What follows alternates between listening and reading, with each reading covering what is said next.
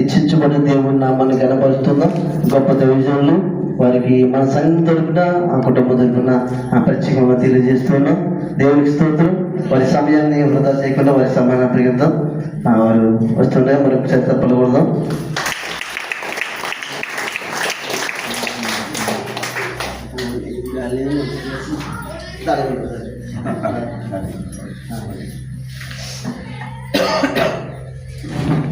దేవునికి స్తోత్రం కలుగును గాక.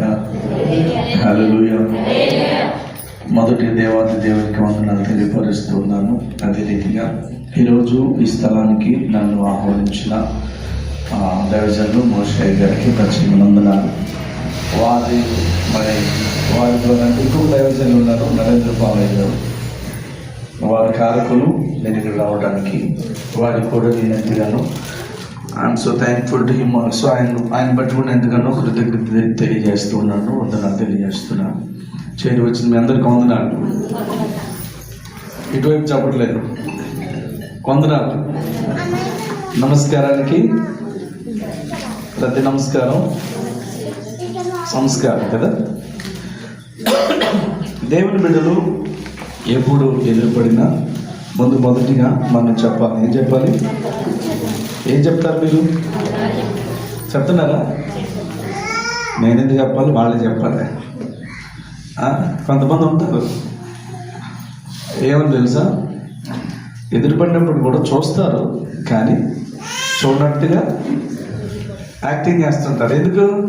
అవతల వ్యక్తి చెప్తేనే వందనాలు నేను చెప్తాను కదా. ఈగో ఫీలింగ్ ఒకటి అడ్డొచ్చేస్తుంది. సంఘం అంతా ఎవరికి వందనాలు చెప్పాలి? మొదటిగా సంఘం అంతా ఎవరు చెప్పాలి? దేవుడికి చెప్తాం. మొదటి ప్రాధాన్యత దేవుడే. ఆ తర్వాత సంఘాన్ని నడిపించే బాధ్యత ఎవరిది? సేవకులకి అందరూ వందనాలు చెప్పాలి. చెప్తున్నాను సేవకులకి. కొంతమంది ఉన్నారు సీనియర్లు ఉంటారు, సేవకులు వాళ్ళు చెప్పాలి. మరి అది నీకు ఎంత సీనియర్ అయినా సేవకుడికి మనం తప్పనిసరిగా వందనాలు చెప్పాలి. దేవుని స్తోత్రం. శిష్యులు ఎప్పుడు ఎదురుపడినా వాళ్ళు షాలోమ్ అని విష్ చేసుకుంటూ ఉండేవాళ్ళు. అంటే కాబట్టి మనం దేవుని బట్టి ఎప్పుడు ఎదురుపడినా సంఘం అంతా సేవకునికి మరి విషయం చెప్పాలి, వందనాలు చెప్పాలి. తర్వాత వయసులో పెద్దవారు ఉంటారు కదా, వాళ్ళు చిన్నవాళ్ళు పెద్దవాళ్ళని రెస్పెక్ట్ ఇచ్చి వందనాలు చెప్పాలి కదా. అది తప్పనిసరిగా మనం ఎదుటిపడ్డ ప్రతిసారి మనం అది చేయాలి. ఎందుకంటే దేవుని బిడ్డలం కాబట్టి మనం కలుసుకున్న ప్రతిసారి కూడా దేవుని నామానికి మహిమ రావాలి కదా. అలా మనం ఉండాలి. మంచిది. మరి నా పేరు పాస్టర్ రమేష్, మాది సొంతూరు గుంటూరు. మా ఒక 2 మాటలు సాక్షి చెప్పి దేవుని వాక్యంలోకి వెళ్తాను దైవజనించిన సమయాన్ని బట్టి. అయితే మా కుటుంబంలో మేము 4 మొత్తం. ఒక అన్నయ్య, 2 అక్కలు, నేను చివరి వాడిని. ఐఎమ్ ద లాస్ట్ వన్, చివరి వాడిని. అయితే అన్నయ్య పుట్టిన తర్వాత 2 వరుసగా ఆడపిల్లలు పుట్టారు. ఆడపిల్లలు పుడితే ఇప్పుడు 4వ సంతానం. వరుసగా 2 ఆడపిల్లలు పుట్టారు కదా, మరలా ఆడపిల్ల ఎక్కడ పుడుతుందని అమ్మ నాకు మగపిల్లడే కావాలి అని ప్రార్థన చేసింది. నాకు మగపిల్లడిని ఇస్తే నేను నీ సేవకి ఇస్తానని మరి అనుకుంది. 1983లో అప్పుడు ఆ కాలంలో ఎద్దుల బండి మీద వస్తూ ఉంటే ఎద్దుల బండి మీద వరిగడ్డి మోపులు, ఆ తర్వాత 4 పైన కూర్చున్నాడు, సుమారు 8 మంది. అలా పొలం నుంచి వస్తూ ఉంటే ఒక చోట గట్టు మెరగ్గా ఉన్న కారణాన్ని బట్టి ఆ బండి చక్రం అలా మెరగ మీదకి ఎక్కి అలా అప్సెట్ డౌన్ అయిపోయింది, తల్లక్రిందులు అయిపోయింది, తిరగబడిపోయింది. ఎద్దుల బండి తిరగబడిపోయింది. అప్పుడు పడిపోయారు. తర్వాత వేళ్ళ మీద వరిగడ్డ మోపులు, ఆ వరిగడ్డ మోపుల మీద బండి పడిపోయింది. అప్పుడు 9వ నెల అమ్మకి. ఆ సమయంలో సరే ఇంకెవరు లేరు అక్కడ హెల్ప్ చేసేవాడు కూడా, ఎద్దుల బండి తోలేఆయన తప్ప. చాలా ప్రయత్నం చేశారు కానీ చాలా కష్టం అయిపోయింది. ఈ లోపల ఎవరో పొలం వెళ్తూ ఉంటే అది చూశారు ఆ సిచ్యువేషన్. కమ్మగూరు పరిగెత్తుకుంటూ వెళ్ళి ఆ మోకులు ఆ తాళ్ళు బలంగా కట్టి, చక్రాన్ని కట్టి బలంగా లాగితే ఎప్పటికో వచ్చిందంట. పడిపోయినప్పుడు అనుకుంది ఏమని, ప్రభువా నేను ఈ కడుపులో ఉన్న ఈ బాబు ఇస్తానని కన్ఫర్మ్ అయిపోయింది. ప్రార్థన చేసి నమ్మింది. ఈ బాబు బ్రతికితే నీ పేరు పెట్టుకుని సేవకు ఇస్తాను అనుకుంది కదా.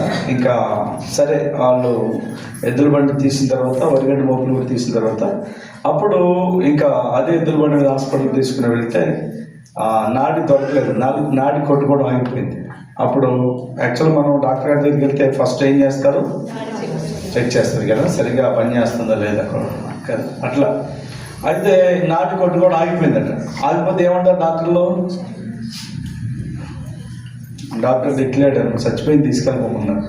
అలాంటి పరిస్థితుల్లో ఉదయం సాయంత్రం వరకు డెడ్ బాడీ హాస్పిటల్లో ఉంది. మా అమ్మ ఏసన్న గారి దగ్గర ప్రేయర్కి వెళ్తూ ఉండేది. బాగా ప్రార్థన పడ్డారు. కొన్ని అలా కళ్ళు మూసుకుంటే ఏదో దెయ్యం వస్తుంది, అక్కడ ఉంది, గేట్ దగ్గరికి వచ్చింది, వెళ్తుందని చెప్తా ఉంటుంది అన్ని. అంత ప్రార్థన పడ్డారు. సరే ఇంకా ఈవినింగ్ వరకు డెడ్ బాడీ హాస్పిటల్లో ఉంది. డాక్టర్ ఏమో తొందర చేస్తున్నారు, తీసుకెళ్ళిపోండి అని. ఒక అన్నయ్య, ఇద్దరు అక్కలు, మాకు ముగ్గురు. ఒక అన్నయ్య అక్కలేమో ఒక హాస్పిటల్ మెట్ల మీద కూర్చుని ఏడవడం, నాన్నగారు ఏడవడం, బంధువులు రావడం, ఏడిస్తే కాదు అర్జెంట్కి వెళ్ళి పోయి తీయండి, పెట్టి మాట్లాడండి అని ఆ కార్యక్రమాలు చెప్తా ఉన్నారు. ఇలాంటి పరిస్థితి ఎంత దయనీయమైన పరిస్థితి అంటే ఇంకా అలాంటి పరిస్థితులు ఈవినింగ్కి అమ్మాయి ఏళ్ళు కదలడం స్టార్ట్ అయ్యాట. నర్స్ చూసి ఆ డాక్టర్ గారు ఇన్ఫార్మ్ చేస్తే ఇమ్మీడియట్గా ఆపరేషన్ థియేటర్ షిఫ్ట్ చేస్తే అప్పుడు నేను పుట్టడం జరిగింది. ఏం స్పందన ఏం లేదు. స్తోత్రం. ఆ తర్వాత అనుకున్నట్లుగా అమ్మ నీ పేరు పెట్టుకుని సేవకిస్తానయ్యా, నాకు మగపిల్లోని ఇస్తాను కదా. సరే నాకు పేరు పెట్టింది. ఏ పేరు పెట్టి ఉంటుంది అప్పుడప్పుడు అడుగుతుంటాను నేను. ఎందుకంటే నేను it is not like preaching but it is teaching అనమాట. ఒక ప్రీచింగ్ వేరు, టీచింగ్ వేరు ఉంటుంది. ప్రీచింగ్ అంటే అక్కడ వస్తారు, ఒకళ్ళే మాట్లాడితే వెళ్ళిపోతారు. కానీ టీచింగ్ అలా కాదు. ఇప్పుడు మీరు స్కూల్కి అయినా కాలేజీకి అయినా వెళ్తే అక్కడ అధ్యాపకులకి మాట్లాడుతుంటే విద్యార్థులు కూడా స్పందిస్తూ ఉంటారు. అప్పుడే పాఠాలు అర్థమవుతాయి. అవునా కదా. నేను మధ్యలో ఆగి వాక్యం ఎక్కడికో తీసుకుని వెళ్ళి ఇప్పుడు ఎక్కడో అంటుంటాను నేను. కాబట్టి మీరు ఎలక్తిగా ఉంటారు. దేవునికి స్తోత్రం. హల్లెలూయా. ఇప్పుడు ఎక్కడున్నాం మనం? దేవుని సన్నిధిలో ఉంటుంది కదా. అదే అయితే ఇంకా నన్ను అమ్మ దేవుని సేవ సమర్పించింది కదా, నీ పేరు పెట్టుకుంటానండి కదా. నాకు ఆ పేరు పెట్టింది. ఏ పేరు పెట్టుకుంటుంది? మన దేవుని పేరేంటి? నీ పేరు అంతే కదా, ఇంకా ఏ పేరు అంటే వెంటనే చెప్పాలి. యేసుబాబు అని పేరు పెట్టింది. ఆయన పేరు యేసే కదా, బాబు దగ్గర ఇచ్చింది యేసుబాబు. చిన్న వయసు దేవుని మందిరం విడిచిపెట్టింది నన్ను. అన్న సమయాన్ని ఎలా విడిచిపెట్టింది అలా వదిలేసింది. నాకు ఊహ తెలిసింది దేవుని మందిరంలోనే. స్కూల్కి వెళ్ళొచ్చేవాడిని, బ్యాగ్ అక్కడ పెట్టి అంతా శుభ్రంగా మందిరం అంతా ఊడ్చేవాడిని, పరదాలు వేసేవాడిని, డ్రమ్ కొట్టేవాడిని, పరిచర్య ఎంతో చేస్తూ ఉండేవాడిని. మా ఇల్లు ఇదేనేమో అనుకునేవాడిని నేను. ఎక్కడ? దేవుని మందిరం. ఎందుకంటే మా అమ్మ విడిచిపెట్టేసింది సేవకి. సరే ఇంకా అలా నడుస్తూ ఉంది. నేను డిగ్రీ చదువుకున్న తర్వాత మా స్నేహితులు కొంతమంది కృష్ణా జిల్లా కంచిచర్లో బైబిల్ కాలేజీలో ఫెయిత్ మినిస్ట్రీస్ బెంజమిన్ కమనపల్లయ్య గారి కాలేజీలో వారు మా ఫ్రెండ్స్ కొంతమంది అక్కడికి కాలేజీకి వెళ్తే చూద్దామని వెళ్ళాను. అక్కడ ఉన్న ఆత్మీయ వాతావరణాన్ని బట్టి ఒక సంవత్సరం బైబిల్ ట్రైనింగ్ పూర్తి చేశాను. ఆ తర్వాత ఇది కాదు, ఇంకా నేను నేర్చుకోవాలని నేను మళ్ళీ అక్కడి నుంచి ఏలూరు వెళ్ళడం జరిగింది. ఏలూరులో హోమ్ బైబుల్ స్కూల్ జిఎఫ్ఏ తరఫున అక్కడ ఒక 1 year నేను కంప్లీట్ చేసాను బైబిల్ ట్రైనింగ్. ఆ తర్వాత మళ్ళీ హైదరాబాద్ వెళ్ళాను. హైదరాబాద్లో ఈసీఆర్ దగ్గర నుంచి కేసులగూడ వెళ్ళేటప్పుడు బండ్లగూడ దగ్గర మన కేరళ ఆయన దైవజన్ వచ్చి కేపీ యోహనాన్ గారు ఆయన వచ్చి బైబిల్ కాలేజ్ స్టార్ట్ చేస్తే జిఎఫ్ఏ కౌన్సిల్ ఫర్ ఏషియా. ఆ కాలేజీలో 1 సంవత్సరం చదివాను. మొత్తం తెలుగు మీడియంలో 3 సంవత్సరాలు అయిపోయింది. ఇంకా ఫైనల్ ఇయర్ హైదరాబాద్ ఉన్నప్పుడు సికింద్రాబాద్ పోలో గ్రౌండ్లో జాయిస్ మైల్ గారు వచ్చారు. వస్తే మా అక్కడ మీటింగ్స్కి మేము వాలంటీర్స్కి వెళ్ళాము. వెళ్తే అక్కడ వాక్యం అద్భుతంగా చెప్తుంది. ఆమె ఇంగ్లీష్లో అద్భుతంగా చెప్తుంది. కానీ ఆమె ఏం చెప్తుంది మాకు అర్థం కావట్లేదు. కానీ తెలుగులో మాత్రం సువార్తరాజు గారు అద్భుతంగా ట్రాన్స్లేట్ చేస్తున్నారు. అక్కడ ఎవరికి తెలిసిన ఇంగ్లీషే మాట్లాడుతున్నారు. అప్పటికే మాకు తెలుగు మీడియం 3 సంవత్సరాలు కాలేజ్ అయిపోయింది. అయితే వాక్యం ఏముంది? Going to the every creature of the world preach the gospel, make the disciple, give the baptism, name of the father, son, the holy ghost. మీరు సర్వలోకానికి వెళ్ళి సర్వ సృష్టికి సువార్తను ప్రకటించాలి. అవుట్ ఆఫ్ స్టేట్ వెళ్తే వాళ్ళ లాంగ్వేజ్ మనకి, మన లాంగ్వేజ్ వాళ్ళకి అర్థం కాదు కదా. మరి సర్వలోకానికి ఎలా వెళ్తాం అని అంటే అక్కడ ఆగింది. ఆగి అవును ఎలా వెళ్ళాలి అంటే లాంగ్వేజ్ మనకి రావాలి అని ఒక థాట్ వచ్చింది. లాంగ్వేజ్ రావాలి. దేవుని స్తోత్రం. లాంగ్వేజ్ రావాలి అని అంటే అవును కదా, లాంగ్వేజ్ రావాలి, భాష ఉంటే ఎక్కడికైనా వెళ్ళొచ్చు, దేవుని పని చేయొచ్చు అన్న ఉద్దేశంలో ఆ సువార్త రాజు గారిని చూసి ఒక గోల్ పెట్టుకున్నాను. ఏంటంటే నేను కూడా అమెరికా కాదు, ఆస్ట్రేలియా కాదు, ఆఫ్రికా కాదు, ఎవరు వచ్చినా ఏ దేశస్తులు వచ్చినా నేను వాళ్ళకి తర్జుమా చేయాలి, ట్రాన్స్లేటర్గా ఉండాలని గోల్ పెట్టుకున్నాను. ప్రార్థన చేస్తున్నాను, ప్రయత్నం చేస్తున్నాను. ఆ క్రమంలో అక్కడి నుంచి మళ్ళా రాజస్థాన్ వెళ్ళటం జరిగింది. రాజస్థాన్ వెళ్ళి అక్కడ 3 సంవత్సరాలు ట్రైనింగ్ పూర్తి చేశాను. ఢిల్లీలో ఒక 1 year ఉన్నాను. ప్రారంభంలో వెళ్ళినప్పుడు చాలా కష్టం అనిపించేది. త్రిపుర, మిజోరం, నాగాలాండ్, బర్మా, మణిపూర్, మధ్యప్రదేశ్ అన్ని రాష్ట్రాల నుంచి వచ్చేవాడు. 10 భాషలు మాట్లాడే వాళ్ళని తీసుకొచ్చి ఒక రూమ్లో పడేసేవాడు. ఎవడి భాష ఎవడికి అర్థం కాదు. మాట్లాడితే ఇంగ్లీషే మాట్లాడాలి, లేకపోతే నోరు మూసుకుని ఎలాగనే వచ్చేది ఇంగ్లీష్. ఇంకా అలాంటి పరిస్థితుల్లో ఇంకా మన వల్ల కాదు. ఎందుకంటే 3 రోజులు ప్రయాణం, ట్రైన్లోనే 3 రోజులు ప్రయాణం. 3 రోజులు ట్రైన్లో ఉండి అక్కడికి రీచ్ అవ్వాలి. అంత లాంగ్ జర్నీ అనమాట. రాజస్థాన్, కోటా జంక్షన్ రాజస్థాన్, విజయవాడ ఈ నైట్ ఎక్కితే ఈ రాత్రి, రేపు పగలు, రేపు రాత్రి, ఎల్లుండి ఉదయం 2 రాత్రి పగలు. అట్లా మరి వెళ్ళటం జరిగింది. 10 మంది కలిసి ఒక రూమ్లో వేసేవాళ్ళు. ఎవరి భాష ఎవరికి అర్థం కాదు, మాట్లాడితే ఇంగ్లీష్ మాట్లాడాలి. ఇంకా మనకు వచ్చేది కాదని వెళ్ళిపోదాం అని కూడా అనుకున్నాం. మా ఫ్రెండ్కి బ్యాగ్ ఇచ్చి నేను బ్యాగ్ బయటికి హెల్ప్ చేయని చెప్పి ఇంకా నేను బయటకు వచ్చే క్రమంలో ఎటు నుంచి వచ్చాడు, వాటిని వచ్చాడు రమేష్ ఫేరానికి వెళ్తే ఇంకా రూమ్లోకి వెళ్ళడం జరిగింది. తర్వాత కాలేజీకి సిక్ లీవ్ పెట్టి నెక్స్ట్ డే కాలేజీ లీవ్ పెట్టి అందరూ వెళ్ళిపోయిన తర్వాత రూమ్లోకి వెళ్ళిపోయి మోకాళ్ళు వేసి ప్రార్థన చేస్తాను. ప్రభువా, మా అమ్మ నిన్ను నీకు సమర్పించింది కదా, నేను సేవ చేయమంది కదా, అందుకే కదా ఇక్కడికి వచ్చాను. ఇక్కడికి వస్తే పరిస్థితులు వేరుగా ఉన్నాయి. ఇదేమో నా వల్ల అయ్యేటట్టు కావట్లేదు. అయితే వెళ్ళిపోదానికి ప్రయత్నం చేశాను కానీ అవ్వలేదు. ఇక్కడి నుంచి వెళ్తే కనుక నేను ఒక నెంబర్ 1 ట్రాన్స్లేటర్ అయ్యి మాత్రమే వెళ్ళాలని గోల్ పెట్టుకుని ప్రార్థన చేస్తాను. ఉదయం సాయంత్రం వరకు అలా మోకంలో ప్రార్థన చేస్తూనే ఉన్నాను. వాళ్ళు రాగానే ఇంకా ప్రేయర్ ముగించాను. ఆ తర్వాత 3 నెలల తర్వాత నాలో తెలియని మార్పు వచ్చింది. 20 మంది బ్యాచ్ ఉంటే మా క్లాస్మేట్స్. ఆ బ్యాచ్లో ఫస్ట్ ట్రాన్స్లేటర్గా దేవుడు నిలబెట్టాడు. దేవుని స్తోత్రం. ఆ తర్వాత ధైర్యం వచ్చింది. ఇంక నేను వెళ్ళలేక ఎక్కడికి వెళ్ళను, ఇంటికి వెళ్ళే ప్రసక్తి లేదు. ఎందుకు, దేవుడు నాకు లాంగ్వేజ్ ఇచ్చాడు అని హిందీ, ఇంగ్లీష్ నేర్చుకోవాలని గోల్తో వెళ్ళడం జరిగింది. లోపలంతా కాలేజీలో ఇంగ్లీషు, ఆ తర్వాత బయటకు వెళ్తే హిందీ. ఏ కొడి దగ్గరికి వెళ్ళినా హిందీ మాట్లాడతారు తప్పకుండా. ఇంకా 6 నెలలు ఢిల్లీలో కూడా 6 నెలలు ఫీల్డ్ వరకు, 6 నెలలు అక్కడ స్కూల్లో సంస్థ ఉన్న స్కూల్ ఉండే దాంట్లో టీచింగ్ అట్లా ఉన్నాము. అప్పుడు కూడా మరి ఢిల్లీ అంతా కూడా ఏ భాష మాట్లాడతారు ఎక్కువగా, ఏంటది హిందీ కదా. అప్పుడు ఇంగ్లీష్ మీడియం స్కూల్లో టీచింగ్గా ఉన్నప్పుడు పిల్లలు మాకేమో హిందీ రాదు, వాళ్ళకి ఇంగ్లీష్ రాదు. వాళ్ళు ఇంగ్లీష్ మీడియం అప్పుడే వచ్చారు. అది ఎలా ఉంటుందంటే సవాల్ అనమాట. అప్పుడు తన్నుకుంటూ వచ్చింది ఆ హిందీ కూడా. దేవుని స్తోత్రం. అంత కష్టపడలేదు, చాలా ఈజీగా 2 లాంగ్వేజ్ ప్రభు ఇచ్చారు. ఆ తర్వాత మళ్ళా రాజస్థాన్ వెళ్ళి, ఢిల్లీ నుంచి రాజస్థాన్ వెళ్ళి గ్రాడ్యుయేషన్ తీసుకొని సర్టిఫికేట్ తీసుకొని మళ్ళీ విజయవాడ బైబిల్ కాలేజ్ ఉంటే ఆ కాలేజీలో కొంతకాలం టీచింగ్ చేశాను. ఆ తర్వాత టీచింగ్ కమ్ అకౌంటెంట్ ఇచ్చారు. కొంతకాలం చేసిన తర్వాత మళ్ళీ అక్కడి నుంచి అనిల్ కుమార్ వర్షిప్ టీంకి వెళ్ళాను. అనిల్ కుమార్ వర్షిప్ టీం తెలుసా? అనిల్ కుమార్ గారు తెలుసా ఎవరైనా? అది మాత్రం బాగా బండి గుర్తు మనకి కదా. అక్కడికి వెళ్ళాను. అనిల్ కుమార్ గారు వర్షిప్ టీంలో 2 సంవత్సరాలు వర్షిప్ టీంలో ఉన్నాము. ఆ తర్వాత శంషాబాద్లో మా ఫ్రెండ్ పరిచయం చేస్తుంటే ఆ పరిచర్యకి సపోర్ట్గా 2 సంవత్సరాలు ఉన్నాను. విజయవాడలో పాస్టర్ గారి దగ్గర 2 సంవత్సరాలు ఉన్నాను. ఇంకో సంవత్సరం. ఇట్లా ఒక 7 years బైబిల్ ట్రైనింగ్స్ కంప్లీట్ చేసి మరొక 7 years ఆయా ఆర్గనైజేషన్లో వర్క్ చేస్తూ ఉండగా అమ్మన్నారు, నాయన నువ్వు ట్రైనింగ్ చేస్తున్నావు బాగానే ఉంది, తర్వాత సంస్థలో చేస్తున్నావు బాగానే ఉంది, అసలు నిన్ను దేవుడు ఎక్కడ వాడుకోవాలని ఆ ఉద్దేశం ఉందో దేవుని మీద కనిపెట్టి అంటే 40 రోజులు ఉపవాసం ఉందని తీర్మానం చేసుకున్నాను. 40 రోజుల ఉపవాసం I have decided my self to take fast for 40 days.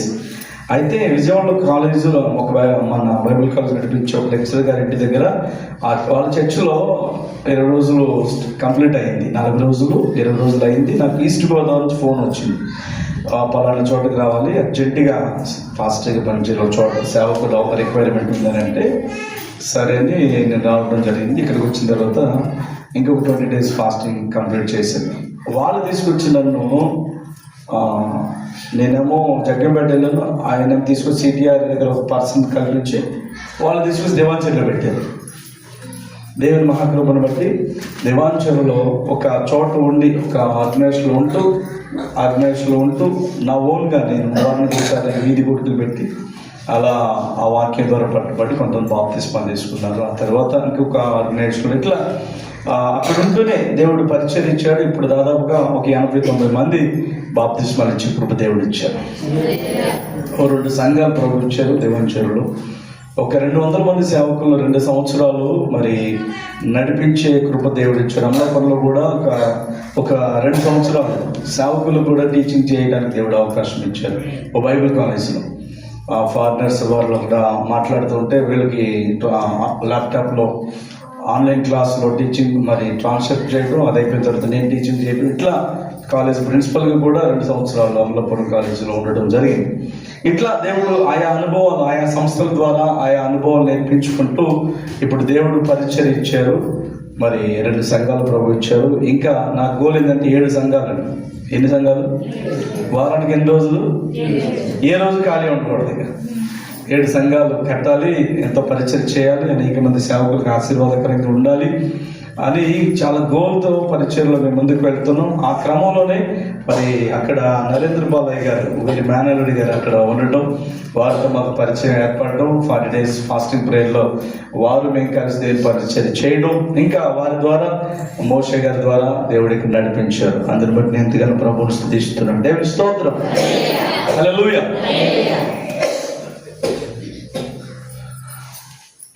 మన గోల్ ఏంటంటే క్రైస్తవులుగా ఈ ఉపవాస కూడికలు కానీ, ఇలాంటి మీటింగ్స్ కానీ, ఆదివారం ఆరాధనలు కానీ, లేకపోతే సభలు కానీ, ఇవన్నీ కూడా దేని కొరకు సేవకులు ప్రయాసపడి పెడుతున్నారు.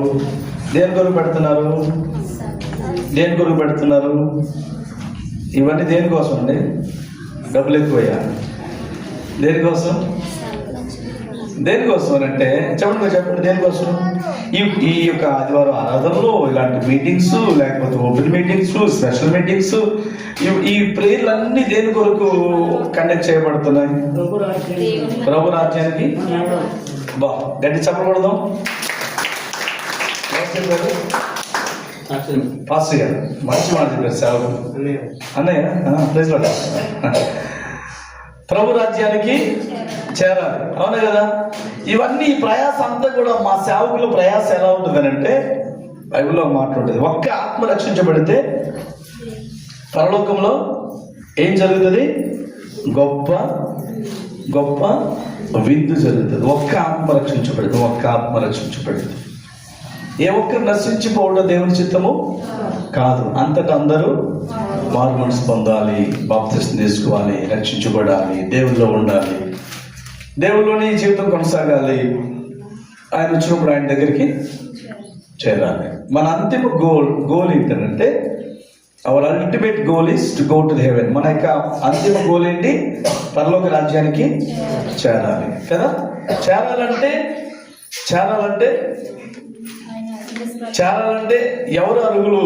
ఎవరు పడదాలి ఎంతనా? అందరికి అవకాశం ఉంటుందా? ఉండదు. కానీ దానికి కూడా ఒక అర్హత ఉంటుంది. ఏంటి అర్హత? ఇప్పుడు ఎగ్జామ్ రాయడానికి అక్కడ ఎగ్జామ్ సెంటర్కి వెళ్ళారనుకోండి, అక్కడ ఒక అర్హత ఏంటి? అక్కడ ఏం చూపించాలి? Hall ticket. అక్కడ పేరు చూసుకుంటారు, ఈ పేరు చూసుకుంటారు, ఎస్ ఓకే ఇది మీ సీట్ ఇది అంటే. అక్కడ ఎగ్జామ్ రాయడానికి హాల్ టికెట్లో అతని పేరు. ఇప్పుడు రేషన్ ఇస్తున్నారు, రేషన్ కార్డులో ఎవరి పేరు ఉండాలి?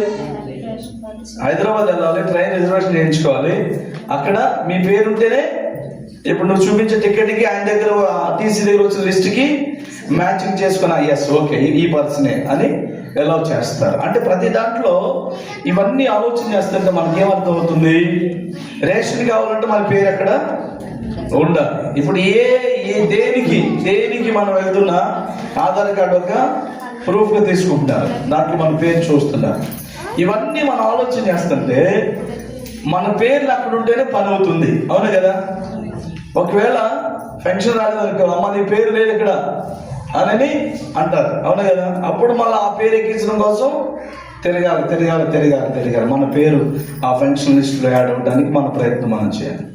వీటన్నిటిని బట్టి మనకేమర్థం అవుతుంది అంటే మన పేరు అక్కడ ఉంటేనే పనులు అవుతున్నాయి, పేరు లేకపోతే పని అవుతుందా? అవటం లేదు.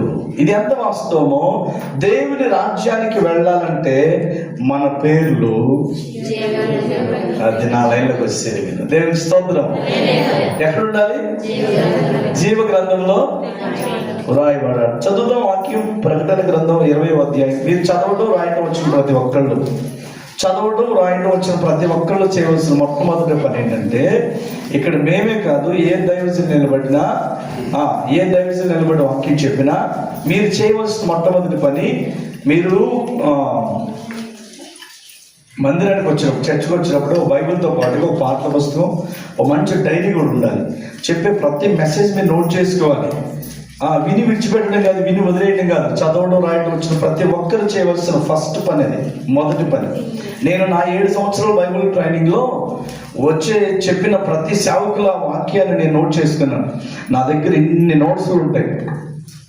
నేను సంపాదించింది ఆస్తి లేకపోయినా వాక్యం సంపాదించాను. దేవుడు ఆ వాక్యం ఇచ్చాడు. దేవుడి స్తోత్రం. కాబట్టి మనకు వాక్యం కావాలి. మీటింగ్స్ ఈ అయిపోయిన తర్వాత సేవకులు, అమ్మ పలానా దైవజనులు వచ్చి ఏ వాక్యం చెప్పినట్టు టక్కని చెప్పారు, చెప్తారు లేదా. ఒకవేళ మీ దైవజనానికి ఏదైనా ప్రేరేపణ వచ్చి దేవుడు మళ్ళీ చెప్పి వచ్చే సంవత్సరం కూడా ఏదైనా ఆహ్వానిస్తుంది, పోయిన సంవత్సరం ఏ వాక్యం చెప్పాను అడుగుతాను, చెప్తారు లేదా? చెప్పాలంటే రాయాలి. దేవుని స్తోత్రం. ఎందుకంటే వాక్యం బాగా లోతుల్లోకి వెళ్తాం, చాలా విషయాలు మనం నేర్చుకుంటాం. అప్పుడు ఆ వాక్యం మన ముందు మనం రాసుకుంటే మనం ధ్యానిస్తూ ఉంటాం, దేవుడు అందులోంచి మనతో మాట్లాడుతూ ఉంటారు. కాబట్టి అది మాకు మంచి అలవాటు మనం నేర్చుకుందాం. ప్రకటన గ్రంథం. ఈరోజు నా అంశం ఏంటంటే జీవ గ్రంథంలో నీ పేరు ఉందా? నేను మిమ్మల్ని ప్రశ్నిస్తున్నాను. Is your name in the book of life? జీవ గ్రంథంలో నీ పేరు ఉందా? ఇది అంశం. రాసుకునే వాళ్ళు రాసుకుంటే ఇది మంచి విషయాలు. జీవ గ్రంథంలో నీ పేరు ఉందా అండి? జీవ గ్రంథంలో ఉందా? చెప్పాలి. జీవ గ్రంథంలో ఉందా? నీ పేరు ఉందా? రేషన్ కార్డులో ఉందా? అందుకే రేషన్ ఇస్తున్నారు, అవునా? ఆధార్ కార్డులో ఉంది కాబట్టి ప్రతి ప్రూఫ్ అది సరిపోతుంది. పాన్ కార్డుల పేరు, ఓటర్ కార్డుల పేరు, జీవ గ్రంథంలో వీటన్నిటిలో ఉన్నాయి పేరు, మన పేర్లు. Is your name in the book of life? నీ పేరు ఉందా జీవ గ్రంథంలో అనే ఒక ప్రశ్న మన ముందు ఉంటే దానికి ఏం చెప్తాం సమాధానం ఈరోజు? జీవ గ్రంథంలో నీ పేరు ఉందా? పెద్ద క్వశ్చన్ మార్క్ పెట్టండి అక్కడ. అదే అంశం. మనిషి పుట్టినప్పుడు ప్రతి మనిషి పేరు అక్కడ ఉన్నది. పుట్టినప్పుడే ప్రతి మనిషి పేరు అక్కడ ఉంది. అది వాస్తవమే. అది 139వ కీర్తన చెప్తున్నారు వాళ్ళు. ఏది? నేను పిండమునైండగా నీ కనులు నా దినములని నీ గ్రంథంలో.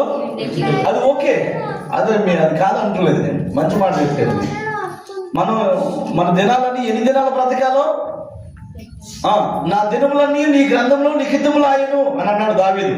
అంటే ఈ భూమి మీద మనం ఎన్ని దినాలు బ్రతకాలని దేవుడు రాశాడు అక్కడ. అది ఓకే. మన గ్రంథంలో ఎంతకాలం బ్రతకాలో ఉంది. నేననే మాట ఏంటంటే అసలు జీవ గ్రంథంలో ఉందా మన పేరు అంటున్నాను నేను. నెక్స్ట్ ఉంటుంది. ఎవరిది ఉంటుంది అని చెప్తున్నాను నేను. ఎవరైతే మన దేవుని కోసం ఏం చూస్తామో వాళ్ళ పేరు ఉంటాయి. రైట్. గట్టి చెప్పకూడదు ఒకసారి. ఎవరైతే దేవుని కోసం ఎదురు చూస్తారో వాళ్ళ పేరు ఇంకా చెప్తారు. మీరు ఎవరి పేర్లు ఉంటాయి చెప్తారు. ఈరోజు 4 గంటల వరకు యేసునామంలో పరిశుద్ధుల పేర్లు గట్టిగా చెప్పకూడదు. ఇంకా ఎవరి పేర్లు ఉంటాయి? ఈరోజు చెప్తున్నాను నేను మీకు. ఏమంటారు, a small key can open the big door అంటారు కదా. చిన్న తాళం పెద్ద ద్వారాన్ని ఓపెన్ చేస్తుంది కదా. మీకు జీవ గ్రంథంలో ఎవరి పేర్లు ఉంటాయి, అసలు జీవ గ్రంథంలో మన పేర్లు ఉండాలి, ఏం చేయాలి, ఇవన్నీ నేను చెప్పబోతున్నాను ఈరోజు. సీక్రెట్ చెప్పబోతున్నాను, రహస్యం చెప్తున్నాను. ఎవరికి చెప్పండి అంటే ఆ రహస్యం చెప్పేటప్పుడు కదా. కాబట్టి ఆ రహస్యమే నేను ఓపెన్గా చెప్తున్నాను. మీరు వెళ్ళి 10 మంది చెప్పాలి. ఇది 100 మందికి 1000 మందికి చెప్పే రహస్యం. దేవునికి స్తోత్రం. ఎందుకంటే ఇది తెలిస్తేనే మనకి we are eligible to enter into the kingdom of God if we know this secret, isn't it? ఈ రహస్యం తెలిస్తేనే మనం దేవుని రాజ్యంలోకి వెళ్ళగలం. ఈ రహస్యం తెలియదు, దారి తెలిస్తేనే కదా. ఇప్పుడు నేను దేవాలయంలో బయలుదేరాను కాలేజీలో, అయ్యగారు మ్యాప్ పంపించారు. ఎటుకుండా రావచ్చు, ఇటుకుండా కూడా రావచ్చు. ఎటుకుండా ఏదో రాఘవపురం ఉంటారు ఇక, మేము ఎటు కోటికేశ్వరం వెళ్ళి అదే అటు చూపించింది. మరి అలా తిరిగి వచ్చాం. అంటే ఇక్కడ రావడానికి అనేక మార్గాలు ఉన్నాయి కదా. కానీ దేవుని రాజ్యానికి వెళ్ళడానికి మాత్రం ఒకటే మార్గం. There is only one way. ఆ మార్గం ఏంటి?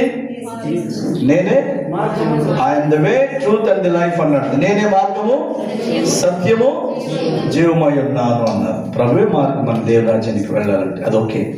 కానీ ఆ దేవుడి రాజ్యంలో మనం అరుగులుగా ఉండాలంటే, ఆ గ్రంథంలో మన పేర్లు ఉండాలంటే ఏం చేయాలి? చదువుదాం. ప్రకటన గ్రంథం 20వ అధ్యాయము 15వ వాక్యం.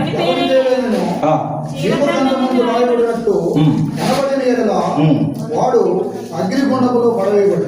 చూసారా? ఎవరి పేరైనను జీవ గ్రంథమందు రాయబడినట్టు కనబడని ఎడల వాడు అగ్నిగుండంలో పడవేయబడేను. దానియేలు గ్రంథం 12వ అధ్యాయం 1వ వాక్యం. మీరంతా నోట్ చేసుకోండి, ఇది చాలా వాల్యుబుల్. ఇదే కాదు, దేవుని వాక్యం అంతా కూడా వాల్యుబుల్. దానియేలు గ్రంథం 12వ అధ్యాయం 1వ వాక్యం. ఆ కాలమందు ఈ జనుల పక్షమున నిలుచునట్టి మహాధిపతియకు మిఖాయేలు వచ్చెను. అప్పుడు నీ జనులు రాజ్యంలో కూడిన కాలము మొదలుకొని ఈ కాలము వరకు ఎన్నటికి కలుగనంత ఆపద కలుగును. అయితే జనులలో గ్రంథమునందు దాఖలైన వారెవరు వారు తప్పించుకుందరు. అంటే ఎవరి పేర్లైతే ఆ గ్రంథంలో దాఖలు చేయబడతాయో వాళ్ళు తప్పించబడతారు. ప్రకటన గ్రంథంలో ఏం చూసాము? ఎవరి పేరైనా జీవ గ్రంథం ముందు రాయబడినట్టు కనబడని ఎడల అగ్నిగుండంలో. ఒకవేళ మన పేర్లు కనుక దేవుని ఆ గ్రంథంలో, ఆ జీవ గ్రంథంలో లేకపోతే తర్వాత ఏంటి పరిస్థితి అని అంటే, మనం ఎక్కడ పడవేయబడతాం? ఎవరి పేర్లు అయితే జీవ గ్రంథంలో రాయబడవో వాళ్ళు అగ్నిగుండంలో పడవేయబడతారు. అగ్ని ఆడదు, పొలుగు చావు, నిత్యాగ్ని కదా. నిత్య జీవం ఎలా ఉందో నిత్యాగ్ని కూడా ఉంది, నిత్య నరకం ఉంది. ఆ నిత్య నరకానికి వెళ్ళవలసిన పరిస్థితి ఎప్పుడంటే మన పేర్లు ఆ గ్రంథంలో లేకపోతే. నా ప్రశ్న ఏంటంటే, జీవ గ్రంథంలో ఎవరి పేర్లు రాయబడతాయి? జీవ గ్రంథంలో ఎవరి పేర్లు రాయబడతాయి? పౌలు గొప్ప సేవ చేశాడు, అనేక చోట్ల సంఘాలు కట్టాడు. వెళ్ళగలిగిన చోటుకి వెళ్ళాడు, వెళ్ళలేకపోతే లెటర్స్ రాసి ఆ సంఘాలను బలపరుస్తూ వచ్చాడు. అదే క్రమంలో ఫిలిప్పీన్స్ లో ఉన్నటువంటి సంఘానికి ఒక లెటర్ రాస్తూ ఆ సంఘానికి రాయబడినటువంటి ఆ లెటర్ లో ఒక మాట చెప్పారు. ఫిలిప్పీ పత్రిక ప్రశ్న ఏంటి? ఎవరి పేర్లు జీవ గ్రంథమందు రాయబడతాయి? ఫిలిప్పీ పత్రిక 4వ అధ్యాయము 3వ వాక్యం. అవును, నిజమైన సహకారి ఆ స్త్రీలు క్లెమెంతుతోను నా ఇతర సహకారులతోనూ సువార్త పనిలో నాతో కూడా ప్రయాసపడిన వారు గనుక వారికి సహాయం చేయమని నిన్ను వేడుకొనుచున్నాను. ఆ సహకారుల పేర్లు జీవగ్రంథమందు రాయబడి ఉన్నది. Note this point. పౌలు కొంతమంది పేర్లు మెన్షన్ చేస్తూ చెప్తున్నాడు. ఇదిగో కొంతమంది నేను సేవ చేసినప్పుడు, సువార్త చేసినప్పుడు, దేవుని పనిలో ఉన్నప్పుడు నాకు వీళ్ళు సువార్త పనిలో సహకరించారు కాబట్టి వీరి పేర్లు ఎక్కడున్నాయి? జీవ గ్రంథమందు వ్రాయబడ్డాయి. ఇక్కడ అదే అంటాడు, ఇదిగో ఆ సహకారుల పేర్లు జీవ గ్రంథమందు వ్రాయబడి ఉన్నవి. అంటే ఈరోజు స్వార్థ పనులు ఎవరైతే సహకరిస్తారో, ఎవరైతే దేవుని పని జరుగుతూ ఉండగా దేవుని పనిలో సహకరిస్తారో, సేవకుని సహకరిస్తారో, సువార్త సభలు జరుగుతూ ఉండగా ఉపవాస కూడికలు లేకపోతే ఏది జరుగుతున్నా కానీ అది సువార్త పని, సువార్త ప్రకటించబడుతూ ఉంది. ఆ సువార్త ప్రకటించబడేటువంటి ఈ పనిలో ఎవరైతే సహకారులుగా ఉంటారో వారి పేర్లు ఎక్కడ రాయబడతాయి?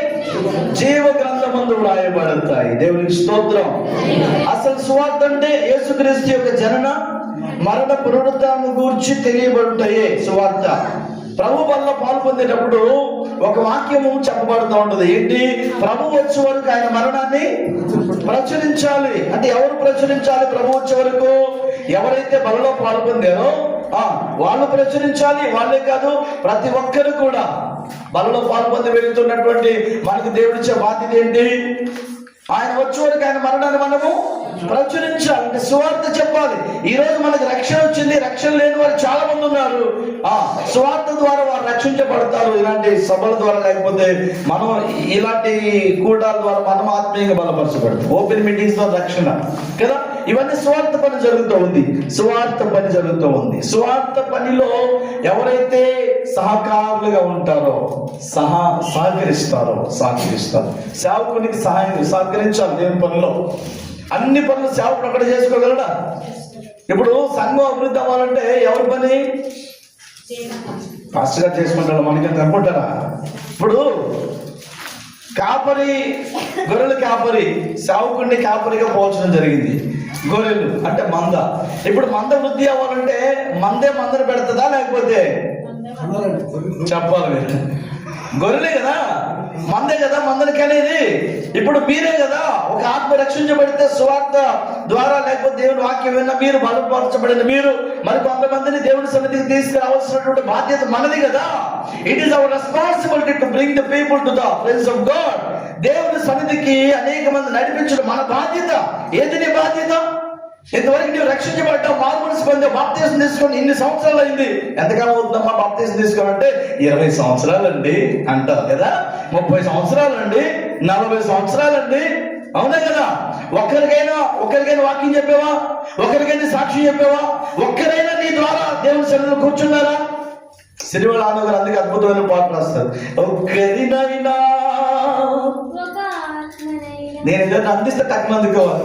ఒక ఆత్మనైనా రక్షించానా, నీకై వెలిగించానా. వచ్చా పాట? వచ్చా? పల్లవి పడదు.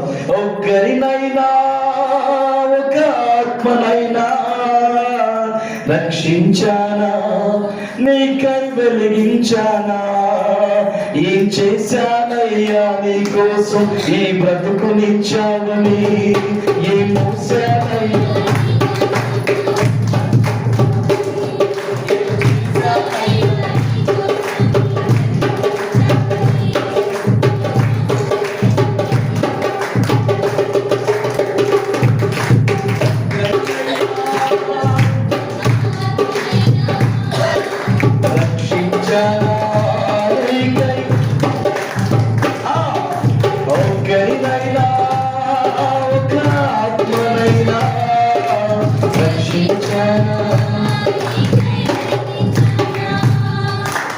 రెండు చేతులు పైకి దగ్గరగా.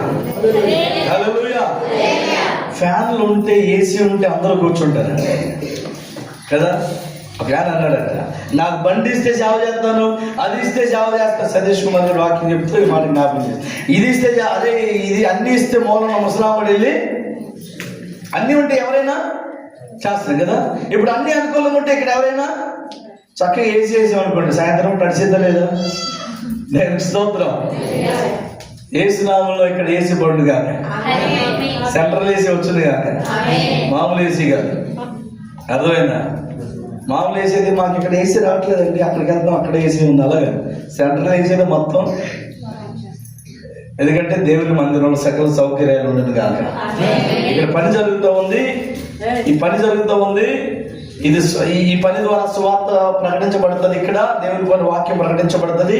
ఈ పనిలో ఎందరైతే సహకరిస్తారో వారి పేర్లు జీవ గ్రంథమందు వ్రాయబడతాయి. దేవునికి స్తోత్రం. ప్రశ్న ఏంటి? ఎవరి పేర్లు జీవ గ్రంథమందు? నిద్రపోయేటప్పుడు వచ్చి లేపినా టక చెప్పేయాలి మీరు. అర్థమైందా? దేవుని స్తోత్రం. రెండో మాట మీకు జ్ఞాపకం చేస్తాను. అదే ప్రకటన గ్రంథం 3వ అధ్యాయం 5వ వాక్యంలో 3:5 ప్రకటన.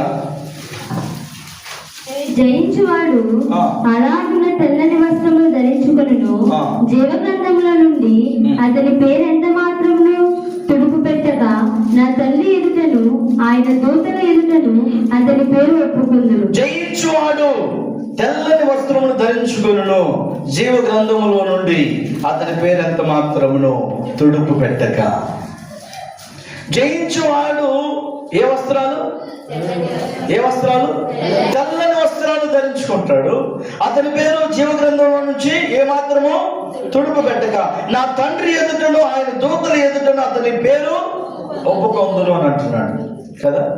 ఇక్కడ జయించువాడు చేస్తున్న మొదటి పని ఏంటి? తెల్లని వస్త్రాలు. ఏ వస్త్రాలు? ఇప్పుడు దేవుని రాజ్యానికి వెళ్ళాలంటే ముందు జయించాలి. జయించు అని పేరు జీవ గ్రంథంలో నుంచి ఏమాత్రము తుడుపు పెట్టక. ఇప్పుడు జయించేవాడు కలిగి ఉన్నటువంటి ఆ వస్త్రధారణ ఏంటి? జయించేవాడు ఏ వస్త్రధారణ కలిగి ఉన్నాడు? తెల్లని. దావీదు అంటాడు, నేను తెల్లగా ఉండినట్లు ఇస్సోపుతో నన్ను ఈ మధ్య తెల్లగా ఉండాలని మొత్తం తెగ రాసేస్తున్నారు. ఫేర్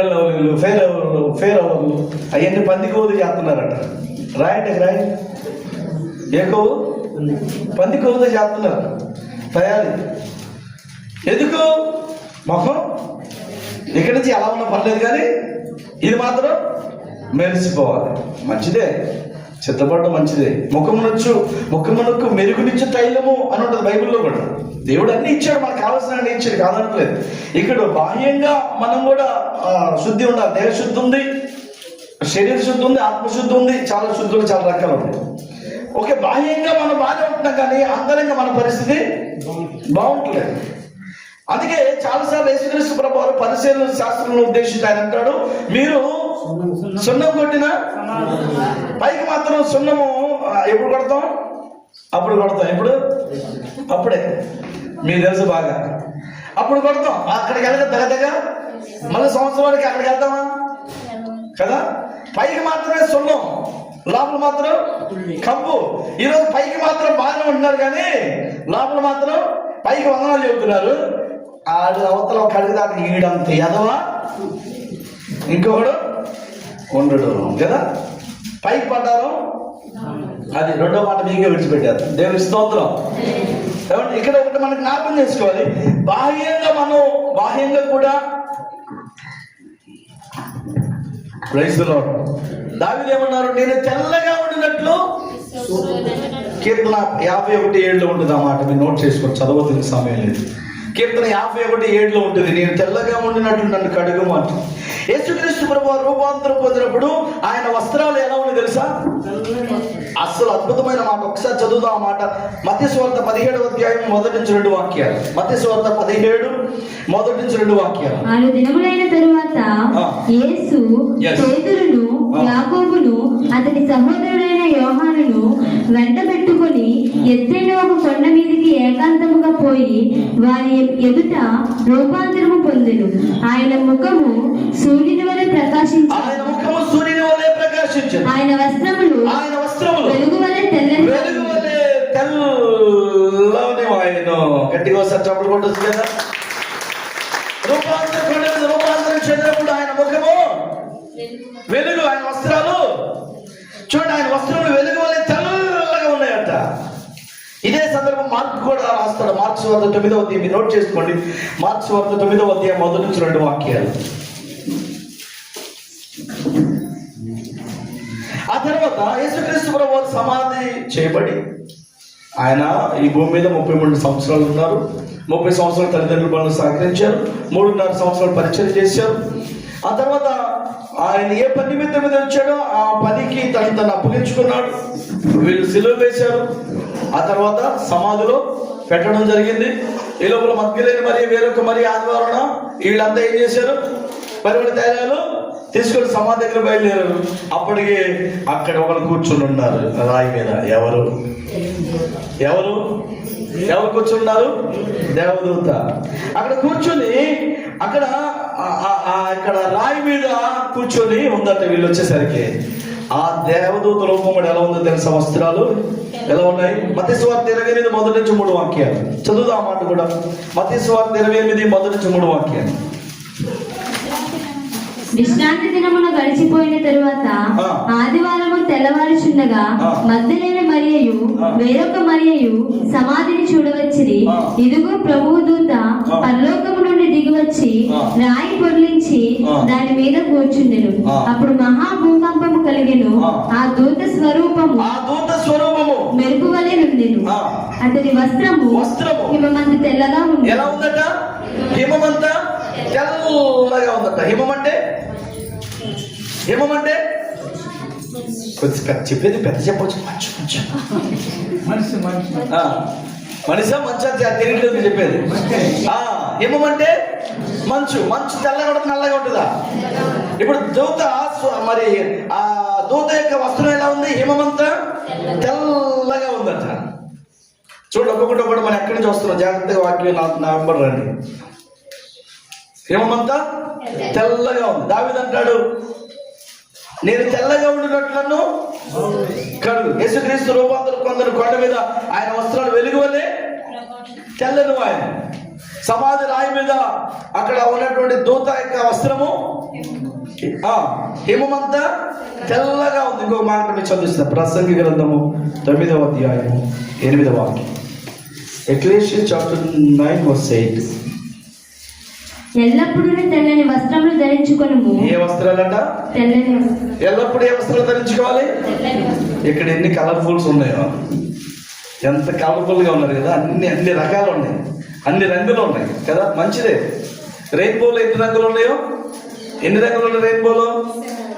ఎన్ని ఉన్నాయి?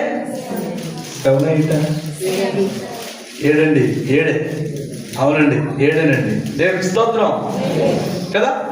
అంటే ఇక్కడ దేవుని బిడ్డలు జయించువాని పేరు జీవ గ్రంథం నుంచి తుడుపు పెట్టక, అంటే జయించువాడు ధరించినటువంటి వస్త్రధారణ ఎలా ఉంది అంటే తెల్లని వస్త్రాలు. బైబిల్లో కూడా ఏముంది? తెల్లని వస్త్రాల గురించి ప్రత్యేకంగా రాయబడి ఉంది. కొంతమంది ఇది తీసుకుంటారు, కొంతమంది ఏముందండి మనుషులు తెల్లని వస్త్రాలు ధరించిన లోపల మనస్తత్వాలు మాత్రం బాగుంటలేదు. ఏ వస్త్రం అయితే ఏంటండి హృదయం బాగుండాలి కానీ అని అనుకునే వాళ్ళు సమర్థించుకునే కొంతమంది ఉంటారు. కాదంటలేదు. కానీ పరిశుద్ధ గ్రంథంలో ఇవన్నీ ధ్యానం చేస్తూ ఉంటే, ఇప్పుడు చూడండి, స్కూల్కి వెళ్తే ఒక యూనిఫామ్ ఉంటుంది కదా. హాస్పిటల్కి వెళ్తే అక్కడ డాక్టర్లందరూ కూడా ఒక యూనిఫామ్. పోలీస్ స్టేషన్కి వెళ్తే అక్కడ యూనిఫామ్. దాన్ని బట్టి వీళ్ళు ఫలానా డ్యూటీ వాళ్ళు అని మనకు అర్థమవుతుంది. మన దేవుని బిడ్డలము అని లోకానికి తెలియాలంటే మన వస్త్రధారణ కూడా చాలా ప్రాముఖ్యమే. మీరు బయట ఏ వస్త్రాలు ధరించుకున్నా పర్వాలేదు, కానీ నా సజెషన్ అంటే మీరు చేయాలని కాదు, నేనేదో చిన్న రిక్వెస్ట్ ఏంటంటే, దేవుని సన్నిధి కనీసం వచ్చినప్పుడు it is better to come. ఏంటది? ఏ వస్త్రాలు? రేపు ఏ వారం? మీరు ఫుల్ వైట్ అండ్ వైట్ ఇక్కడ దిగిపోవాలి. దేవదూతలు దిగిపోయినట్టు. దేవుని స్తోత్రం. వాళ్ళు దేవుని బిడ్డలు రా. మన లోకం మనం చూసి ఏమనాలి? దేవుణ్ణి మహిమపరచరు. వాళ్ళు దేవుని బిడ్డలు ఎలా రికగ్నైజ్ చేస్తుంది లోకం మనల్ని అంటే మన వస్త్రధారణ కూడా వాటిలో ఒక భాగమే. జయించువాడు అలాగనే తెల్లని వస్త్రములు ధరించుకున్నాడు. జీవ గ్రంథంలో అతని పేరు ఎంత మాత్రం తుడిపి పెట్టక అని అంటాడు. అంటే ఇప్పుడు ఎవరి పేర్లు జీవ గ్రంథంలో రాయబడతాయి? ఒకటి స్వార్థ పనిలో సహకరించిన వారి పేర్లు మందిరం కట్టబడుతూ ఉంది. ఇది కూడా స్వార్థ జరుగుతూ ఉంది. ఈ పనులు ఎవరైతే సహకరిస్తారు, ఇలాంటి మీటింగ్స్ జరుగుతూ ఉన్నాయి. ఈ యొక్క మీటింగ్స్ లో ఎవరైతే సేవకులు సహకరిస్తారు వారి పేర్లు జీవ గ్రంథమందు రాయబడతాయి. అదే కాదు, రెండవది ఏంటి? జయించు అని పేరు కదా. జయించు అని పేరు. ఏం జయించాలి ఈ లోకంలో? ఏం జయించాలి? యేసుక్రీస్తు ప్రభు అని అంటారు. చూడండి, యోహాను సువార్త 16:33 వాక్యం. అసలు ఏం జయించాలి? జయించు అని పేరు అని రాయబడి ఉంది. జయించు అని పేరు. రేపు ఏ వస్త్రాలతో రావాలి దేవుని సన్నిధికి? ఏ వస్త్రాలతో రావాలి? ఇదే వాక్యం చెప్తాడు. అయ్యారు మా దగ్గర ఇది లేదు కానీ ఒక డ్రెస్ కొని పెట్టిన అన్నాడు. మీకు విలువైనవి కావాలంటే ఎంత ఖర్చు పెట్టేది మీరు కొనుక్కుంటారు. కానీ బల్లారాధనలో మనం లార్డ్ సప్పర్లో పాలు పొందినప్పుడు చక్కగా వైట్ అండ్ వైట్. కొన్ని సంఘాలు చూడండి అంత దేవతలాగా ఉంటారు. చాలా అది సిగ్నిఫికెంట్ అనమాట. అది ఒక సూచన, మన దేవుని బిడ్డలమని లోకానికి సూచన. కాబట్టి ఇదేదో చేయాలి కాదు, కానీ it is up to you. ఇది మీకే విడిచిపెడుతున్నాను. వీలైతే రేపు ఆదివారం అంతా నేను ఉన్నా లేకపోయినా ఇక్కడ దేవదూతలే కనపడాలి. దేవుని స్తోత్రం. హల్లెలూయా. రైట్. అయితే ఇక్కడ మనం గమనిస్తే దేన్ని జయించాలి, నా యందు మీకు సమాధానం కలుగునట్లు ఈ మాటలు మీతో చెప్పుచున్నాను. లోకంలో మీకు శ్రమ కలుగును, అయినను ధైర్యము తెచ్చుకొనుడి, నేను లోకమును జయించి ఉన్నాను. నేను లోకమును, యేసుక్రీస్తు ప్రభువు చెప్పిన మాట ఇదిగో, నేను లోకాన్ని జయించాను అంటున్నాడు. అంటే ఇప్పుడు మనం దేన్ని జయించాలి? లోకాన్ని. లోకంలో ఏమున్నాయి? లోకంలో ఉన్నదంతా మొదటి యోహాను పత్రిక 2వ అధ్యాయం 16-17 వచనాల్లో ఆ మాటలు ఉంటాయి. లోకంలో ఉన్నదంతా శరీరాశ, జీవము. దావీదు శరీరాశను జయించలేకపోయాడు. దావీదు శరీరాశను జయించలేకపోయాడు. హవ్వ నేత్రాశను జయించలేకపోయింది. లూసిఫర్ జీవపు డంబాన్ని జయించలేకపోయాడు. అంటే అధికార దాహం, నాకు ఆ స్థానం కావాలి, దేవుని స్థానం కోరాడు కదా. వీటిని మనం జయించాలి. ఎవరు జయిస్తారు? లోకాన్ని ఎవరు జయించగలరండి?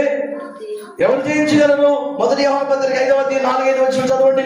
దేవుని మూలముగా పుట్టిన వారందరూ లోకమును జయించుదురు. దేవుని మూలముగా ఎవరైతే పుడతారో వాళ్ళు లోకాన్ని జయిస్తారు. దేవుని స్తోత్రం. అందుకే చక్కని పాట రాస్తాడు అనిల్ కుమార్.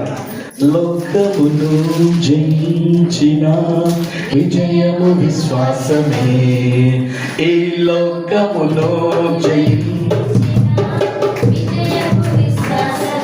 నేను పాట పాడుతున్నానా? కొంతమంది సపోర్ట్ కొడుతున్నారు, అందరు సపోర్ట్ కొట్టట్లేదు. సర్వజనులారా, ఇక్కడ మందిరానికి వచ్చిన తర్వాత వినేటప్పుడు వినాలి, పాడేటప్పుడు పాడాలి, చప్పట్లు కొట్టేటప్పుడు అందరూ ఏకీభవించాలి, అప్పుడే ఆశీర్వాదం. ఇప్పుడు ఏం చెప్తాం చూద్దాం. లోకములో విజయము విశ్వాసమే, ఈ లోకములో జయించిన విశ్వాసం అంతయు కొనసాగించున్నది యేసే. విశ్వాసమునకు కర్తయు కొనసాగించున్నది యేసే. లోకములో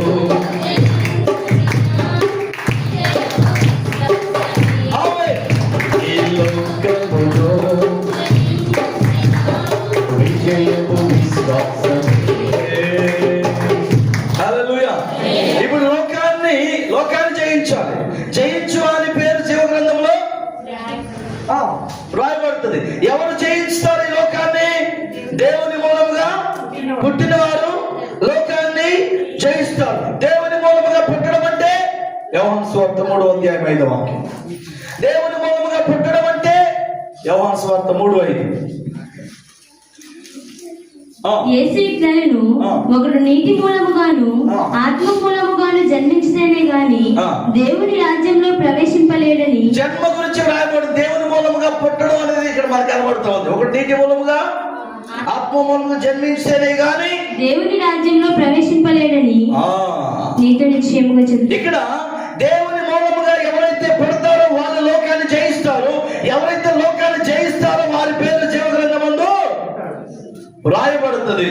దేవుని మూలంగా పుట్టడం అంటే ఇదిగో నీటి మూలముగా ఆత్మ మూలముగా, మొదటి పుట్టుగా నీటి మూలం, తర్వాత born by the water and the spirit. నీటి మూలముగా ఆత్మ మూలముగా మనము జన్మించాలి.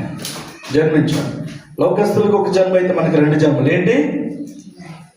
నీటి మూలముగా మనకు మొత్తం 3 జన్మలు. శారీరక జన్మ ఉంది, బాప్తిస్మం ద్వారా నీటి మూలము జన్మ ఉంది, ఆత్మ మూలముగా కదా. అంటే నీటి మూలముగా మొదటి పాయింట్కి వద్దాం. నీటి మూలముగా, ఏ మూలముగా? నీటి మూలముగా.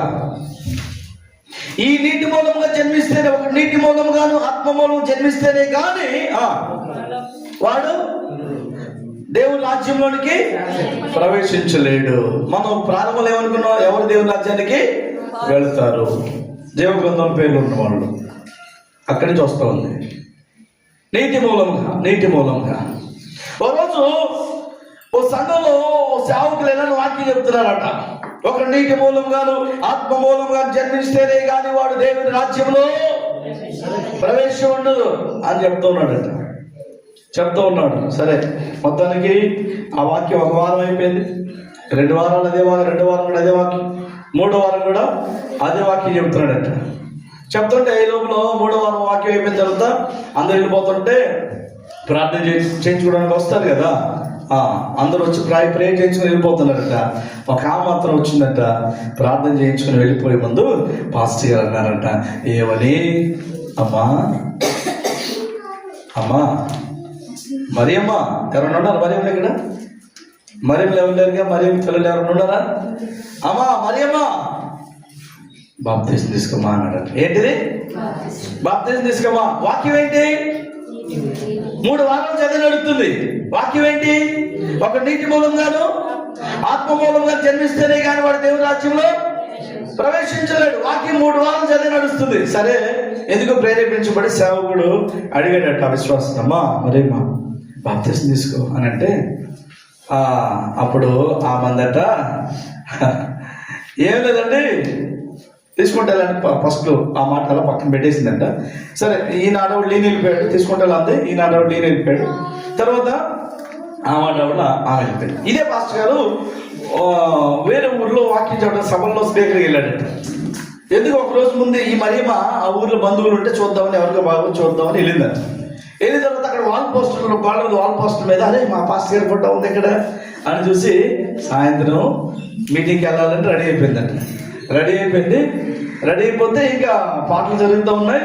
ఈ లోపల ఒక పాటలు అయిపోతుంది, త్వరగా వెళ్ళిపోవాలని బయలుదేరి వస్తా ఉంటే ఇంక అప్పుడే వాక్యం స్టార్ట్ అయిందంట. ఆ వాక్యం ఏం పడుతుంది? ఒకడు నీటి మూలముగాను ఆత్మ మూలముగాను జన్మించితేనే కానీ పరలోక రాజ్యంలో చేరలేదు. ఇది ఏమవుతుందట. ఇది ఎప్పుడైతే ఉందో పాస్టర్ గారు ఎంతమందిలో నన్ను ఎలా చూసాడు పాస్టర్ గారు. నన్ను చూస్తే వాక్యం స్టార్ట్ అయిపోతుంది. పాస్టర్ గారు మాకేం పని పాటలు ఉంటాయి కదా. కొంతమంది ఇదే ఉద్దేశాలు, పాస్టర్ గారు మమ్మల్ని అన్నాడు, మా గురించి చెప్పాడు వాక్యం, డైరెక్ట్ చెప్పలేక చెప్పేస్తాడు. అవునా? నువ్వు అనుకున్నావు అట్లా. ఇక్కడ ఎవరిని ఉద్దేశించి చెప్పబడదు వాక్యం. బైబిల్ ఏముంది? నిలబడేది మాత్రము నీవు, కానీ మాట్లాడేది నేనన్నాడు ప్రభు. ఇక్కడ నిలబడింది ఎవరైనప్పటికీ కూడా మాట్లాడేది దేవుడు. అంతేగాని ఒక సేవకుడు ఎవరిని ఉద్దేశించి వాక్యాలు చెప్పడు. అది మాత్రం గుర్తుపెట్టుకోండి. ఒకవేళ నీకు ఇది నా గురించి అని నీకు అనిపిస్తే ఏం చేయాలి? మనం సరి చేసుకోవాలి, మార్చుకొని వాక్య ప్రకారం మన జీవితాలు ఉన్నట్లుగా దిద్దుకోవాలి. అంతేగాని సేవకుడి మీద పడిపోకూడదు. ఏమనుకుంటుంది? ఎంతమందిలో పాస్టర్ గారు నన్ను చూశాడు, నన్ను చూస్తే ఈయనకి వాక్యం అనుకుంటుంది. మనసు అనుకుంటా కూర్చోండి వచ్చి. ఆ తర్వాత చక్కగా వాక్య పరిచయం బాగా జరిగింది. చాలా మంది రక్షించబడ్డారు, బాప్తిస్మాను కూడా సిద్ధపడ్డారు, పేర్లు ఇచ్చారు. ఇచ్చిన తర్వాత అందరు ప్రార్థన చేయించుకుంటూ ఉన్నారు. చివరిలో మరియమ్మ గారు వచ్చింది. ఎవరి దగ్గరికి వచ్చింది? పాస్టర్ గారి దగ్గరికి వచ్చింది. అప్పుడు అడుగుతూ ఉన్నాడు పాస్టర్ గారు, అమ్మా మరియమ్మ బాప్తిసం తీసుకుమ్మా. అప్పుడు చెప్తున్న సమాధానం, అయ్యా మా పిల్లలు చిన్నోళ్ళుగా ఉన్నారు, ఇప్పుడు వాళ్ళ పెద్దోళ్ళు చేసి అప్పుడు బాప్తిసం తీసుకుంటాను. చాలా నేను చెప్పేవాళ్ళం కానీ బలవంతన. ఇప్పుడు పశువులు ఉన్న వాళ్ళు నీళ్ళు తాగడం తీసుకెళ్తారు.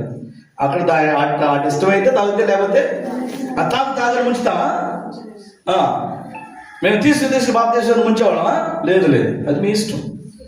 రక్షణ వార్త ప్రకటించబడుతుంది. నమ్మి బాప్తిసం పొందినవాడు నమ్మని వారికి ఇది రక్షణగా ఉంటే బాప్తిసం ద్వారా రక్షణ మార్గం, తద్వారా మనం దేవుని రాజ్యంలో ప్రవేశించబడుతాం, చేరబడతాం కదా.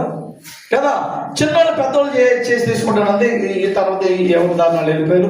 తర్వాత ఇంకా 3వ సందర్భంలో ఎక్కడో కలిసారు. వీళ్ళు కలిస్తే బాప్తిసం తీసుకోమంటే అప్పుడు ఆనంది ఏమిటండి, వీళ్ళు పెద్దవాళ్ళు పెళ్లిళ్ళు చేసి బరువు బాధ్యతలన్నీ తీర్చేసుకొని అప్పుడు వచ్చేస్తారు ముచ్చుకొని ఆనందంటే. మరి సరే, 3వసారి కూడా అయిపోయింది.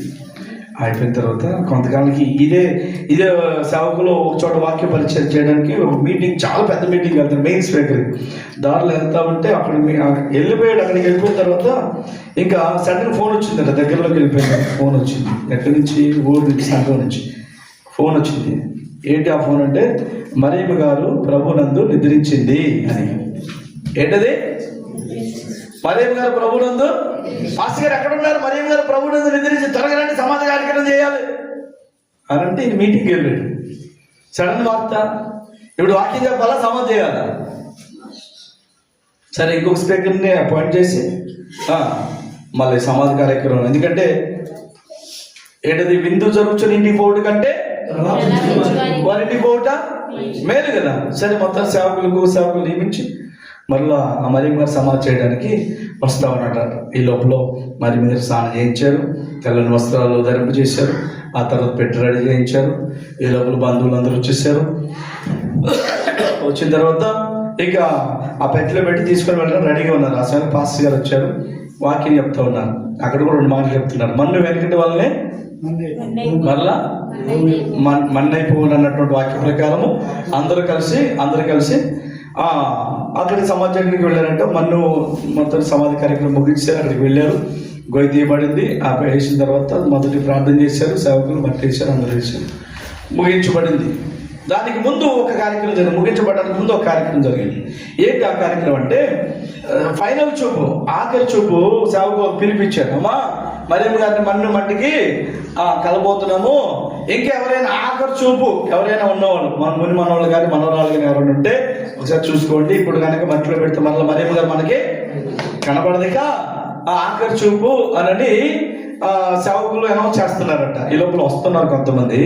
వాక్య ప్రకారం ఏంటి, ఒక వ్యక్తి చనిపోయిన తర్వాత మన్ను అనేది వెనుకటి వల్ల మరల మంటికి చేరును, ఆత్మ దానిని దయచేసిన దేవుని ఎదురు చేరు. మన్ను మంటికి వెళ్తే ఆత్మ దానిని దయచేసిన దేవుని దగ్గరికి వెళ్తుంది. ఇది వాస్తవమా కదా? ఎంతమంది నమ్ముతారు?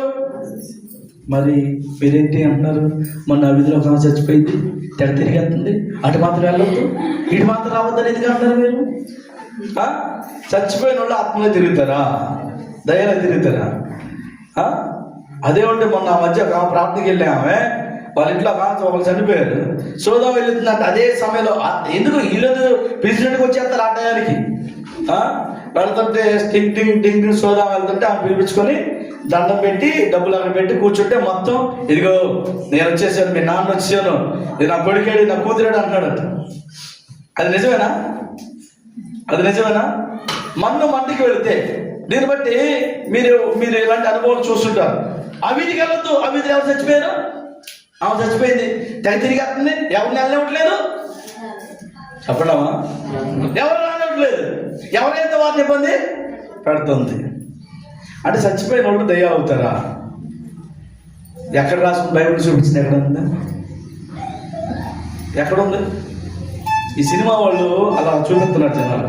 బైబుల్ అదే మన్ను మంటికి వెళితే ఆత్మ దాన్ని దయచేసిన దేవుని దగ్గరికి వెళ్తుంది. మరి మధ్యలో తిరిగేది ఏంటి?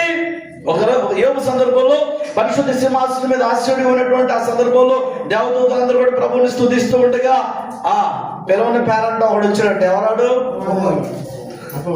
మీరు పెళ్లికి పిలిస్తే వెళ్తారా, పిలవతే వెళ్తారా? ఏమంటారు? వాళ్ళు పిలవలేదు, పిలవని పేరంటే ఆయనకి ఎవరు వెళ్తారమ్మా?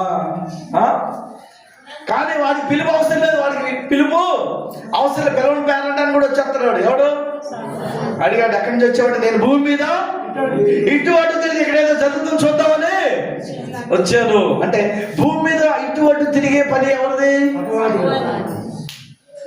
మన్ను మంటికి వెళ్తే ఆత్మ దాన్ని దయచేసిన దేవుని దగ్గరికి వెళ్తే ఇటు అటు తిరిగే పని ఎవరిది? పేరు చెప్పేస్తాడు వాడు. ఎందుకంటే మొదటి మన గురించి ఎవరికి తెలుసు? దేవునికి తెలుసు. రెండవది దయ్యానికి తెలుసు మన స్టోరీ అంతా కదా. ఆ రోజు పాస్టర్ అంటారట అన్నట్టే అది అన్నట్ట, బాహుబలి సినిమా బాగుందా అన్నట్టు. అంటే ఇప్పుడు స్టోరీ ఎవరికి తెలుసు? ఎవరు తెలుసు? నిద్రపోయే వాళ్ళు ఇస్తారని అంతే, ఏం లేదు. దేవుని స్తోత్రం, హల్లెలూయా, హల్లెలూయా.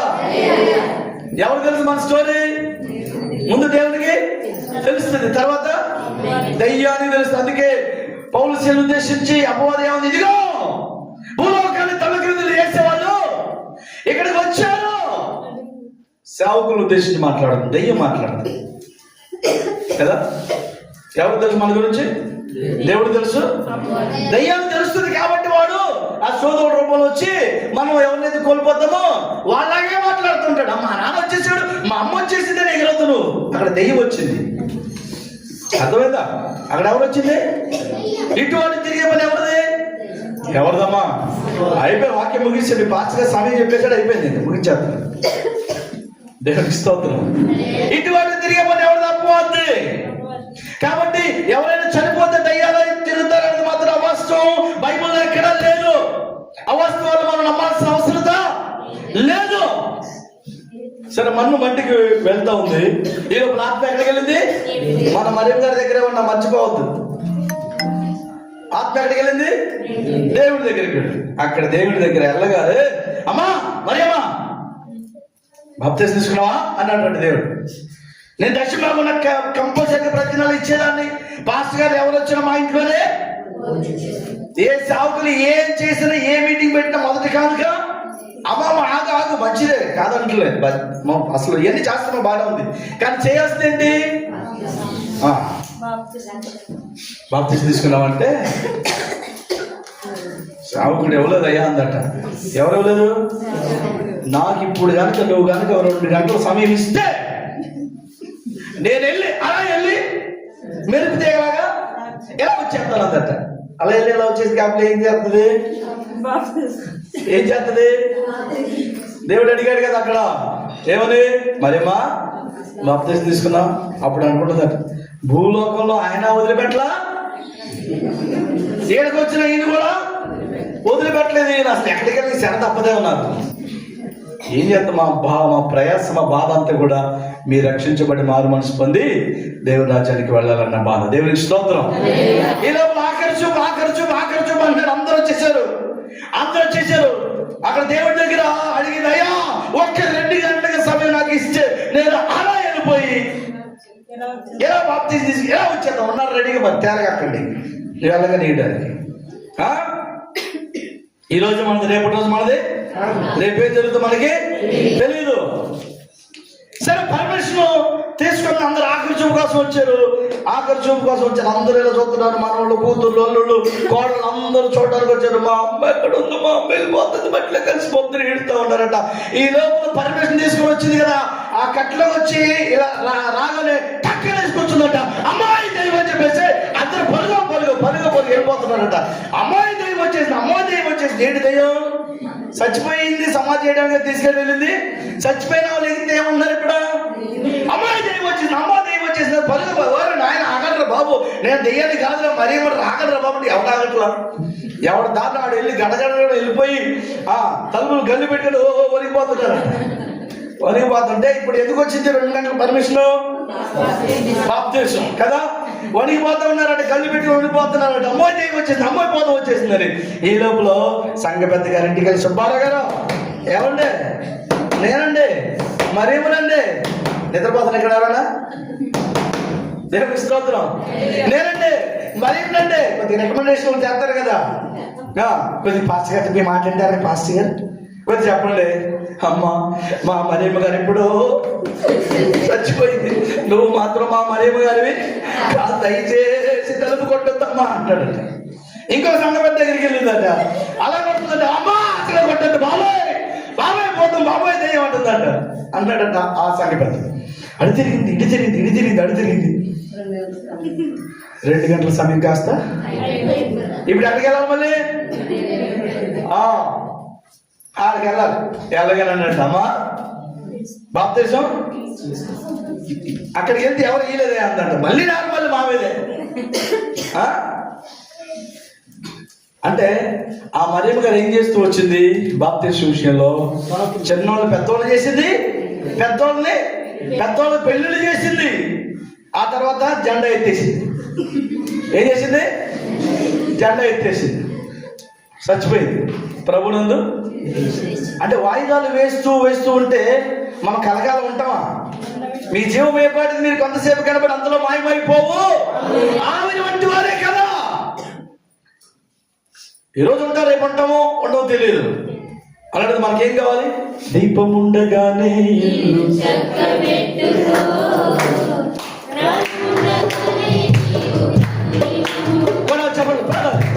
దీపం ఉండగానే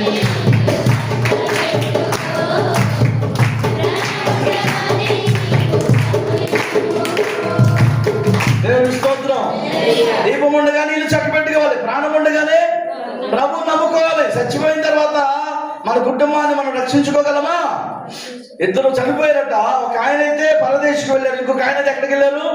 నరకానికి వెళ్ళారు. ధనవంతుడు, లాజరు కదా. ఆ సందర్భంలో ధనవంతుడికి ఒక భారం వచ్చింది. ఏమని? అయ్యా అబ్రాహామా, నాకింకా 5 సహోదరులు ఉన్నారు అయ్యా, వాళ్ళకి రక్షణ లేదు, నేను వెళ్ళి వాళ్ళకి ప్రకటిస్తాను అని అంటే, అప్పుడు అన్నాడు అబ్రాహాం, అక్కడ మోషేయు ప్రవక్తలు ఉన్నారు, వాళ్ళు ప్రకటిస్తారు. ఒకవేళ మోషే ప్రవక్తలు ప్రకటించిన వాళ్ళ మాట వినకపోతే నరకలు కాలుతూ వెళ్ళి చెప్పిన నీ మాట కూడా వినరు. అంటే ఈ వ్యక్తికి ఎప్పుడు వచ్చింది బాధ కుటుంబం పట్ల? ఎప్పుడు వచ్చింది? చచ్చిపోయింది. చచ్చిపోయిన తర్వాత వచ్చి అక్కి ప్రేమలు మనకి పెద్ద దండేస్తాం సమాధి మీద కదా. ఓ ఎక్కి ఏడుతుంటాం, బ్రతుకున్నప్పుడు మొదలు అర్థం లేదు. అప్పుడు ఎక్కడ లేని ప్రేమలు వచ్చేస్తుంటే మనకి. అప్పుడుగా చచ్చిపోయిన తర్వాత కాదు మనకి రావాల్సింది మన కుటుంబం పట్ల భారం, బాధ్యత. రక్షణ విషయంలో బ్రతికి ఉండగానే మన కుటుంబాన్ని రక్షించుకోవాల్సినటువంటి బాధ్యత మనదే. ఈరోజు మాట నేనును నా ఇంటి వారును. ఈరోజు మనము మన ఇంటి వారందరూ కూడా ప్రభు సన్నిధిలో ఉండాలి. దేవునికి స్తోత్రం. హల్లెలూయా. అంటే జయించు వాని పేరు ఎక్కడ? జీవ గ్రంథంలో నుంచి తుడుపు పెట్టబడదు. దేన్ని జయించాలి? లోకాన్ని.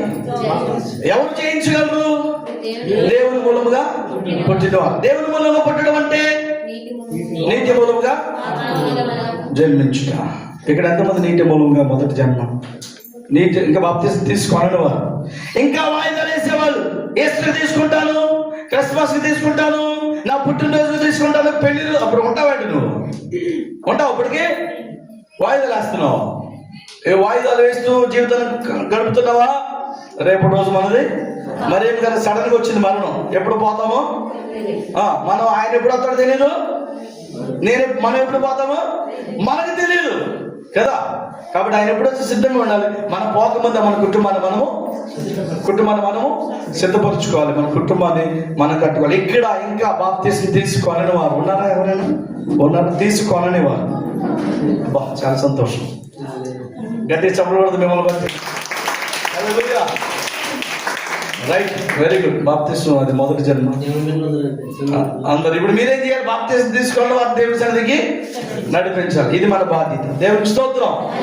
3 మాటలు చెప్పి 3 మొక్కల్లో చెప్పేసి ముగించేస్తాను. అయిపోయింది వాక్యం. దేవుని రాజ్యంలో వెళ్ళాలంటే మన పేర్లు ఎక్కడ ఉండాలి? ఎవరి పేర్లు రాయబడతాయి? స్వార్థ పనిలో సహకరించిన వారి పేర్లు రాయబడతాయి. రెండవది, జయించు వారి. దేని జయించాలి? లోకాన్ని జయించాలి, దుష్టుని జయించాలి. మూడవది, నీటి మూలంగా జన్మిస్తేనే దేవుని రాజ్యానికి మనము చేరుతాము. 3 విషయాలు చెప్పారు. అయితే ఇంకొక 3 మాటలు ఏంటంటే, ఎవరి పేర్లు జీవ గ్రంథములో రాయబడవు. 3 మాటలు చెప్పేస్తాను. నిర్గమకాండం 32వ అధ్యాయం. ఎవరి పేర్లు రాయబడతాయో జీవ గ్రంథంలో చెప్పాను. ఎవరి పేర్లు రాయబడవు 3 మాటలు చెప్పి ముగించేస్తాను. నిర్గమకాండం 32వ అధ్యాయం 31 నుంచి 33. అప్పుడు మోషే యెహోవా యొద్దకు తిరిగి వెళ్ళి, అయ్యో ఈ ప్రజలు గొప్ప పాపము చేసిరి, వారు బంగారు దేవతను తమ కొరకు చేసుకొనిరి. అయ్యో, నీవు వారి పాపమును ఒకవేళ పరిహరించితివా, లేని ఎడల నీవు రాసిన నీ గ్రంథంలో నుండి నా పేరు తుడిచివేయమని బ్రతిమాలుకొనుచున్నానని. అందుకు యెహోవా, ఎవడు నా ఎదుట పాపము చేసెను, వాని నా గ్రంథంలో నుండి తుడిచివేస్తాను. ఇప్పుడు ప్రశ్న ఏంటి? ఎవరి పేర్లు జీవ గ్రంథంలో రాయబడవు? అయితే ఇక్కడ దాని సమాధానం, పాపము చేసిన వాని పేర్లు జీవ గ్రంథంలో రాయబడవు. పాపము చేసిన వాని పేర్లు. నువ్వు ఎందుకు మోసే ఏడుస్తావు? ఎవరు నా ఎదుట పాపము చేస్తాడో వాని పేర్లు ఏం చేస్తాడు? నా గ్రంథంలో నుంచి తుడిచేస్తాను. అంటే పాపము చేస్తే జీవ గ్రంథంలో మన పేర్లు ఉండవు.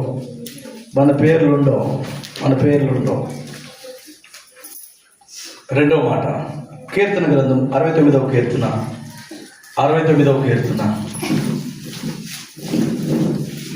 వచనం. 69వ కీర్తన 28వ వచనం. జీవ గ్రంథముల నుండి వారి పేరును తుడుపు పెట్టుము. ఎవరి పేర్లు తుడిపెట్టు? ఇప్పుడు 19వ వచనం చదువుదాం. 19. నిందయు సిగ్గును అవమానములు నాకు కలిగినని నీకు తెలిసి ఉన్నది. నా విరోధులందరూ నీకు కనబడుచున్నారు. దావీదు అన్నాడు, అయ్యా నా విరోధులందరూ నీకు కనబడుతున్నారు కదా. అదంతా చదువుకుంటూ వస్తే 28వ వచనంలో ఇప్పుడు చదువు 28 అంటాడు, జీవ గ్రంథముల నుండి వారి పేరును తుడుపు పెట్టుము. వారి పేరు జీవ గ్రంథంలో నుంచి దావీదు అంటున్నాడు, అయ్యా నా విరోధులందరూ కనబడుతున్నారు కదా, వాళ్ళ ద్వారా నాకు నింద సిగ్గు అవమానం కలుగుతోంది, నా మీదకి లేస్తూ ఉన్నారు వాళ్ళు, కారణం లేకపోయినా నా మీద లేస్తున్నారని అంటూ ఇక్కడ అంటున్నాడు. అయ్యా జీవ గ్రంథం నుంచి వాళ్ళ పేరేం చేయి అంటే దాని అర్థం ఏంటంటే దావీదు ఎవరు? దేవుని సేవకుడు. దేవుని సేవకుని మీద లేచేటువంటి విధానంలో చెప్పబడుతున్నమాట, వారి పేర్లు తుడుపు పెట్టబడతాయి అని రాయబడింది. అంటే ఈ రోజు ఒక మాట సేవకులు చెప్తున్నాను ఏంటంటే, దేవుని సేవకులకి ఎవరైతే విరోధంగా లేస్తారో, అది సంఘ బిడ్డలైనా, కుటుంబస్తులైనా, స్నేహితులైనా, గ్రామస్తులైనా, ఎవరైనా సరే, కొంతమంది సేవకుడి మాటకు లోబడి ఉంటారు, కొంతమంది వాటి మాటకి లేచిపోతుంటారు. ఎవరి మీద మాట లేచిపోతున్నారు. సేవకు ఏం చెప్పినా కానీ సేవకుడు ఏం చెప్పినా ఇలా గిట్టదు. సేవకుడికి విరోధంగా తయారైపోతుంటాడు. అయినా మేము ప్రేమిస్తానే ఉంటాం. ఎందరైతే సేవకుడికి విరోధంగా లేస్తూ ఉంటారో, నోటికొచ్చిన మాట్లాడుతుంటారు. సేవకు ఏది తలపెట్టినా దానికి అడ్డు చేస్తూ ఉంటారు, అడ్డు పెడుతుంటారు, కొంత విరోధంగా లేస్తూ ఉంటారు. జాగ్రత్త. సేవకుడి మీద కానీ విరోధంగా లేస్తే ఎవరైనా సరే, మీ గ్రంథంలో ఒకవేళ ఆ పేరు రాయబడిన ఆ గ్రంథంలో దేవుడు ఏం చేస్తాడు? తుడుపు పెట్టేస్తాడు. కాబట్టి ఎప్పుడు కూడా సేవకుడికి విరోధంగా లేవకూడదు. మోషే అహరోనుకి కోరహు, దాతాను, అబీరాము, ఓను 4 వ్యక్తులు కలిపి 250 మందిని పోగు చేశారంట విరోధంగా. పోగు చేస్తే దేవుడు కోపం వచ్చింది. ప్రత్యక్ష కూడా దగ్గర రమ్మన్నాడు. అతను మోషే ఒకసారి తప్పను ఒక క్షణంలో కాల్ చేస్తున్నా అని అంటే మళ్ళీ మోషే ప్రార్థన చేస్తాను, అయ్యా అలా చేయగయ్యా ప్రార్థన చేస్తాను. ఎవరైతే ఇదిగో ఈ మోషే అహరోనుకు విరోధంగా లేచారో వాళ్ళని మాత్రమే భూమి ఏం చేసింది? వాళ్ళంతా కూడా భూమి నిలబెట్టింది, వెళ్ళిపోయింది కదా, సజీవ సమాధి అయిపోయారు. ఎవరితోనైనా పెట్టుకో, సేవకుడితో మాత్రం దేవుడు అన్నాడు, నా సేవకుని ముట్టినవాడు నా కనుగుడ్డును ముట్టిన వాడితో సమానం. కొంతమంది సేవకుల మీదకి నోటికొచ్చిన మాట్లాడుతుంటే వచ్చినట్టుగా పనులు చేస్తూ ఉంటారు, ఎగిరి పడుతుంటారు. జాగ్రత్త. ఎగిరి అడ్డించి వెళ్ళిపోతుంటావు నువ్వు. నాకు తెలుసు కొన్ని కుటుంబాలు ఉన్నాయి, సేవకుడు కొట్టడానికి కూడా వెళ్ళారు, కొంతమంది కొట్టడానికి కూడా వెళ్ళారు, తిట్టారు, కొట్టడానికి కూడా వెళ్ళారు. ఇంకా చాలా కాలం ఆయుష్ ఉంది. సడన్గా గుండె చచ్చిపోయిన వ్యక్తులు చాలా మంది ఉన్నారు. బ్రెయిన్ స్ట్రోక్ వచ్చింది ఒకరికి, గుండె ఆగిపోయింది ఒకరికి, యాక్సిడెంట్ అయితే పెద్ద రాడ్ వేసారు ఎక్కడి నుంచి ఎక్కడికి. దేవుడి సేవకుడిని పెట్టుకోకూడదు. దేవుడి సేవకుడు అంటే ఎవరు? దేవుడి తర్వాత దేవుడు అంతటి వాడు దేవుడి సేవకుడు కదా. దేవుడి వాక్యాన్ని తీసుకొస్తుంది. కాబట్టి సేవకుల మీద మాత్రం విరోధంగా లేవద్దు దయచేసి. నువ్వు సేవకుడి మీద కాదు విరోధంగా లేచింది, దేవునికి విరోధంగా లేచినట్లు సేవకుడికి లోబడాలి. సేవకుడు మీ గురించి అసలు దుఃఖపడకూడదు, ఏడవకూడదు. ఒకవేళ వారు దుఃఖంతో ఆ పని చేసిన అది మీకు నిష్ప్రయోజనం అంటాడు. వారు ఆనందంతో సేవ చేయనట్లు మీరేం చేయాలి? వారికి ఎబ్రీ పత్రిక కూడా మాట 12 వారికి లోబడి ఉండాలి. సేవకుడు ఎప్పుడు కూడా ఒక విశ్వాసం బట్టి దుఃఖపడకూడదు, ఏడవకూడదు. అది క్షేమము కాదు మీకు. ఒక్క మాట అది మీరు ముగిస్తున్నాడు. ఎబ్రీ పత్రిక. శిక్ష ఫలము పొందుటకై మీరు సహించుచున్నారు, దేవుడు కుమారులుగా మిమ్మల్ని చూచుచున్నాడు, తండ్రిని శిక్షింపని కుమారుడు. ఎబ్రీ పత్రిక 13వ అధ్యాయము 17వ వాక్యం. నాయకులుగా ఉన్నవారు 13:15 ఎబ్రీ పత్రిక. మీ పైన నాయకులుగా ఉన్నవారు లెక్క అప్పచెప్పవలసిన వారి వలె మీ ఆత్మలను కాల్చున్నారు. వారు దుఃఖముతో ఆ పని చేసిన నిష్ప్రయోజనము, అది మీకు నిష్ప్రయోజనం కనుక దుఃఖముతో కాక ఆనందంతో దుఃఖముతో చేయనట్లు వారి మాట విని వారి మాట విని వారికి లోబడి ఉండి వారికి లోబడి. ఒకసారి గట్టిగా చప్పట్లు కూడా ఒకసారి. సేవకుడు సేవ ఎలా చేయాలండి? ఏడుస్తూ చేయాలా? మీ గురించి దుఃఖపడుతూ చేయాలా? ఒకవేళ సేవకుడు మీ గురించి కనుక ఏడిస్తే మీకు క్షేమం కాదు. సేవకుడు మీ గురించి దుఃఖపడితే క్షేమం కాదు మీకు. ఇక్కడ దేవుడు హెచ్చరిస్తున్న వాక్యంలోంచి, మీ పైన నాయకులుగా ఉన్నవారు లెక్క అప్పచెప్పవలసిన వారి వల్ల మీ ఆత్మలు కాస్తూ ఉన్నారు. మీ ఆత్మలు కాస్తున్నారు సేవకులు. మీకు ఏ కష్టం వచ్చినా పరిగెడుతూ ఉంటారు. ఏమండి, మీకు ఏ కష్టం వస్తే ఉపవాసంలో ప్రార్థన చేస్తుంటారు మీకోసం, మీరు బాగుపడాలని. మీ ఆత్మలు ఎక్కడ మీకు ఆత్మ నరకానికి వెళ్తుందో మీ ఆత్మలు కాస్తా ఉన్నారు. సేవకులు దేవుని రాజ్యం నడిపించే క్రమంలో ప్రయాసపడుతున్నారు, కాస్తూ ఉన్నారు. వారు ఆ పని కాస్తూ ఉన్నారు. అయితే వారు దుఃఖముతో ఆ పని చేసినట్లు, అంటే సేవకుడు దుఃఖముతో సేవ చేస్తే మీకు నిష్ప్రయోజనం. వారు దుఃఖముతో కాక ఏం చేయాలి? ఆనందంతో సేవ చేయాలి. ఆనందంతో సేవ చేయాలి. ఆనందంతో సేవ చేయాలంటే ఏం చేయాలి? మాట మాటకి తిరగబడాలి. ఏం చేయాలి? మాట మాటకి తిరగబడాలి. అంతేనా? వారి మాట విని వారికి లోబడి ఉండి. ఎవరైతే సేవకులు లోబడి వారి మాట వింటారో, వారి మాట వింటారో, అప్పుడు మీరు సేవకుడు ఆనందంగా సేవ చేయడానికి ఒకరిగా కారణం అవుతారు. అప్పుడు దేవుడు మిమ్మల్ని జ్ఞాపకం చేసుకుంటాడు. దేవునికి స్తోత్రం. కాబట్టి సేవకుడికి విరోధంగా లేస్తే మీ పేర్లు జీవ గ్రంథంలో తుడుపు పెట్టబడతాయి. చివరి మాట చెప్పి నేను ముగిస్తాను. ప్రకటన గ్రంథం 17వ అధ్యాయం 8వ వాక్యం. నీవు చూచిన ఆ మృగము ఉండెను గాని ఇప్పుడు లేదు. అయితే అది అగాధ జలంలో నుండి పైకి వచ్చుటకును నాశనమునకు పోవుటకును సిద్ధముగా ఉన్నది. భూనివాసులలో జగదుత్పత్తి మొదలుకొని జీవగ్రంథమందు ఎవరి పేరు రాయబడలేదో వారు ఆ మృగముండెను గాని. చూడండి, జీవ గ్రంథంలో నుంచి ఎవరి పేరు రాయబడ. పైనుంచి మీరు చదువుకుంటూ వస్తే లోకస్తుల పేర్లు జీవ గ్రంథంలో రాయబడడం అనే కన్క్లూజన్ వస్తుంది. అక్కడ ఓన్లీ పీపుల్స్ లోకస్తుల పేర్లు ఎవరైతే ఉన్నారో వాళ్ళ పేర్లు జీవ గ్రంథంలో రాయబడవు. కాబట్టి మనం ఏం చేయాలి? వారి ప్రభు దగ్గరికి నడిపించాలి. It is our responsibility to bring the people to the presence of God, because we are saved. మనం రక్షించబడ్డం మన బాధ్యత. ఇది దేవునికి స్తోత్రం. ఇప్పుడు నేనేం చెప్పాను చెప్తే కానీ ముగిస్తాను. ఆమె అంటాను. ఎవరి పేర్లు జీవ గ్రంథంలో ఉంటాయి? 1 అక్కడ చెప్పేసేయండి. 1 స్వార్థ పనిలో సహకరించిన వాళ్ళ పేర్లు. 2 లోకాన్ని దుష్టుని జయించిన వారు. 3 బాప్తిస్మము తీసుకున్నాం. ఎవరి పేరు రాయబడవు?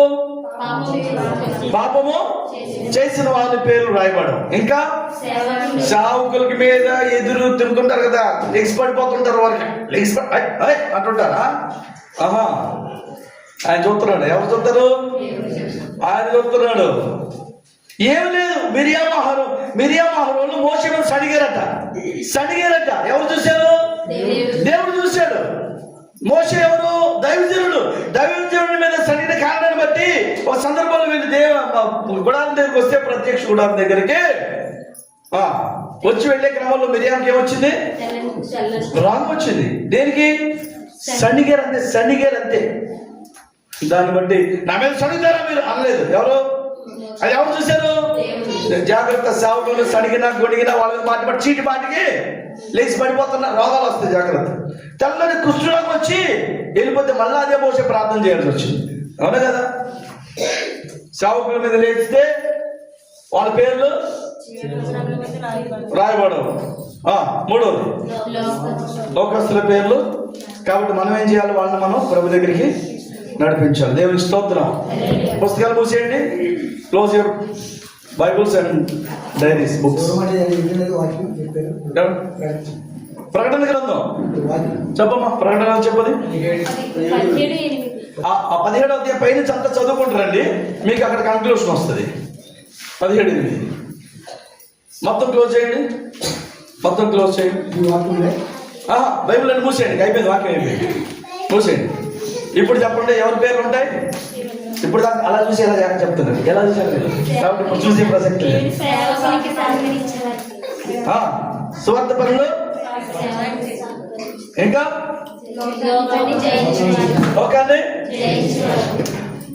ఇంకా ఇంకా ఎవరి పేరు రాయబడు? ఇంకా ఇంకా లోకస్తుల పేర్లు కట్టలేదు. జీవ గ్రంథంలో నా నామాన్ని తన రక్తముతో లిఖించిన యేసునిలో నాకు ఆనందం. మీరు చప్పట్లు కొడితే నీ పల్లవ పాట ముగింది, లేకపోతే చప్పట్లు కొట్టలేదు. చప్పట్లు కొట్టడం నేర్చుకుందాం ముందు.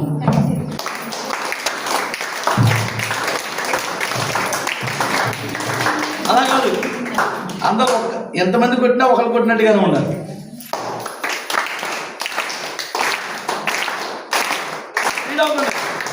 దేవుని స్తోత్రం.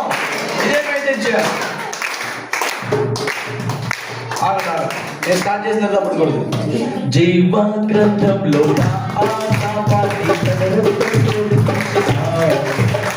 యేసునిలో నాకు ఆనందం, యేసునిలో నాకు ఘన విజయం, యేసునిలో నాకు ఆనందం, యేసునిలో నాకు ఘన విజయం. భూమిపై నేనే విప్పుడును అవయన్ని ప్రభునందులకు నా విప్పబడులే. భూమిపై నేనే మీ బంధించి ఉంచును ప్రభునందున అవి బంధింపబడును.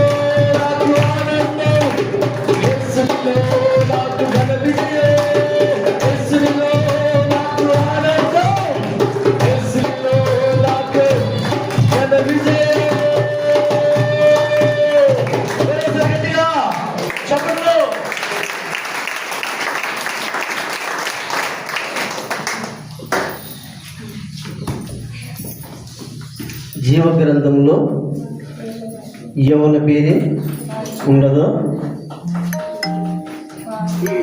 మనం చేసే ప్రయత్నం దేని కొరకు మన పేర్లన్నీ కూడా జీవ గ్రంథంలో ఉండాలని ప్రతి ఆదివారము బుధవారము శుక్రవారము ఇలాగా ఫస్ట్ కొడుకులు దేవుని యొక్క సన్నిధిలో మనమందరము ఆయన పాదాల సమ్ముఖ ముందు మనము సమస్తమును ఒప్పుకుంటూ దేవుని సన్నిధిలో మనమందరం కూడా ఆయనతో నడవాలని, ఆయన పరలోక రాజ్యంలో చేరాలని మనమందరం కూడా పడే ప్రయాస అంతా కూడా ఒక జీవ గ్రంథము చదువుకుంటున్నప్పుడు మనకి తెలియపరుస్తూ ఉంటుంది. ఇలాగా దేవజనులు వస్తున్నప్పుడు అనేకమైన మర్మాలు మనము తెలుసుకుంటూ ఉన్నాం. దేవునికి స్తోత్రం కలిగిన వరకు చక్కని వర్తమానం ఈరోజు 2వ రోజులో 3వ కూడుకులో చక్కని వర్తమానం విన్నాం.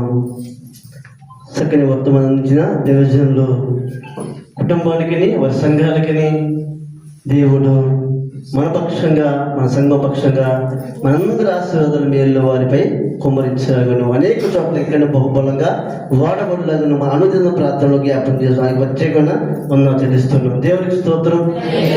ప్రార్థన చేసుకుందాం. అందరూ తల్ల ఉంచి కళ్ళు మూసినట్లయితే ప్రార్థన చేసుకుందాం. ఈశ్వరత్న గారు వచ్చి ప్రార్థన చేస్తారు. అందరూ కళ్ళు మూసుకొని వాక్యం కొరకు ప్రార్థన చేస్తూ ముగింపు ప్రార్థన చేస్తారు.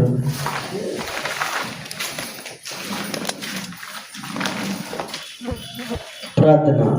ప్రభువా, మా పేర్లు జీవగ్రంథంలో లిఖించయ్యా.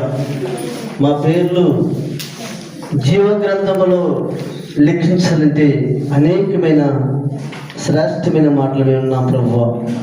ఆ మాటలు మేము పాటించుకుంటూ తూచా తప్పకుండా మా హృదయం అనే పలక మీద రాసుకుంటూ తద్వారా మా జీవితానికి ప్రభువా నైనా మేమందరము కూడా నీ కుడి పార్చున కూర్చుండే భాగ్యం మాకు దయచేయి ప్రభు అని ప్రార్థనలో అందరికి వివరించండి. ప్రార్థన చేస్తుండగా ప్రార్థన చేసుకుందామండి. స్తోత్రాలు తండ్రి, స్తోత్రాలు స్తోత్రాలు స్తోత్రాలు ప్రభా. తండ్రి, కుమార, పరిశుద్ధాత్ముడా, త్రియేక దేవానికి వందనాలు చెల్లిస్తూ ఉన్నాను ప్రభా. ఇదిగో తండ్రి మధ్యాహ్న కాల సమయంలో ప్రభా దైవజనులు నిలబెట్టుకుని నాయనా సూటిగా మాతో మాట్లాడి గొప్ప దేవుడు నీకు వందనాలు చెల్లిస్తున్నాం ప్రభా. ఇదిగో తండ్రి నీ మాట తండ్రి 1 కోటి రూపాయల మూట కంటే విలువైనది ప్రభా. 1 కోటి రూపాయలు అయిపోవచ్చు కానీ నీ మాట తరిగిపోదు తండ్రి, నీకు వందనాలు చెల్లిస్తూ ఉన్నాం ప్రభా. అయ్యా నీ మాట పట్టుకున్న వారు బతికారు, 1 కోటి రూపాయలు వారు చనిపోయారు తండ్రి. అయ్యా నీ మాట గొప్పది ప్రభా, నీకు వందనాలు అయినా స్తోత్రాలు తండ్రి. అయ్యా ప్రభు ప్రకటన గ్రంథంలో నీ ప్రభావ నీ మాతో మాట్లాడే ప్రతి ఒక్క మాటను బట్టి వందనాలు చెల్లిస్తూ ఉన్నాము. ఎవరి పేరు జీవ గ్రంథంలో రాయబడిన వారు అగ్నిలో పడవేయబడతారన్నావు తండ్రి. అయ్యా అగ్ని ఆరోగ్య పురుగు చావదు ప్రభు, నీకు స్తోత్రాలు. యుగాలు కాలుతా ఉంటారు ప్రభు, నీకు స్తోత్రాలు తండ్రి. ఆ నిత్య నరకమును తప్పించబడడానికి తండ్రి నాయన నిన్ను కలిగి జీవించే భాగ్యము దయచేయండి. పరిశుద్ధమైన పిల్లలుగా జీవించే భాగ్యము దయచేయండి. నేను పరిశుద్ధి కలిగి జీవించే మనసు దయచేయండి ప్రభా. పాప ఆలోచనలు, పాప తలంపులు, పాపపు నడకలు మా నుండి తొలగించండి, మమ్మల్ని కలగండి నైనా.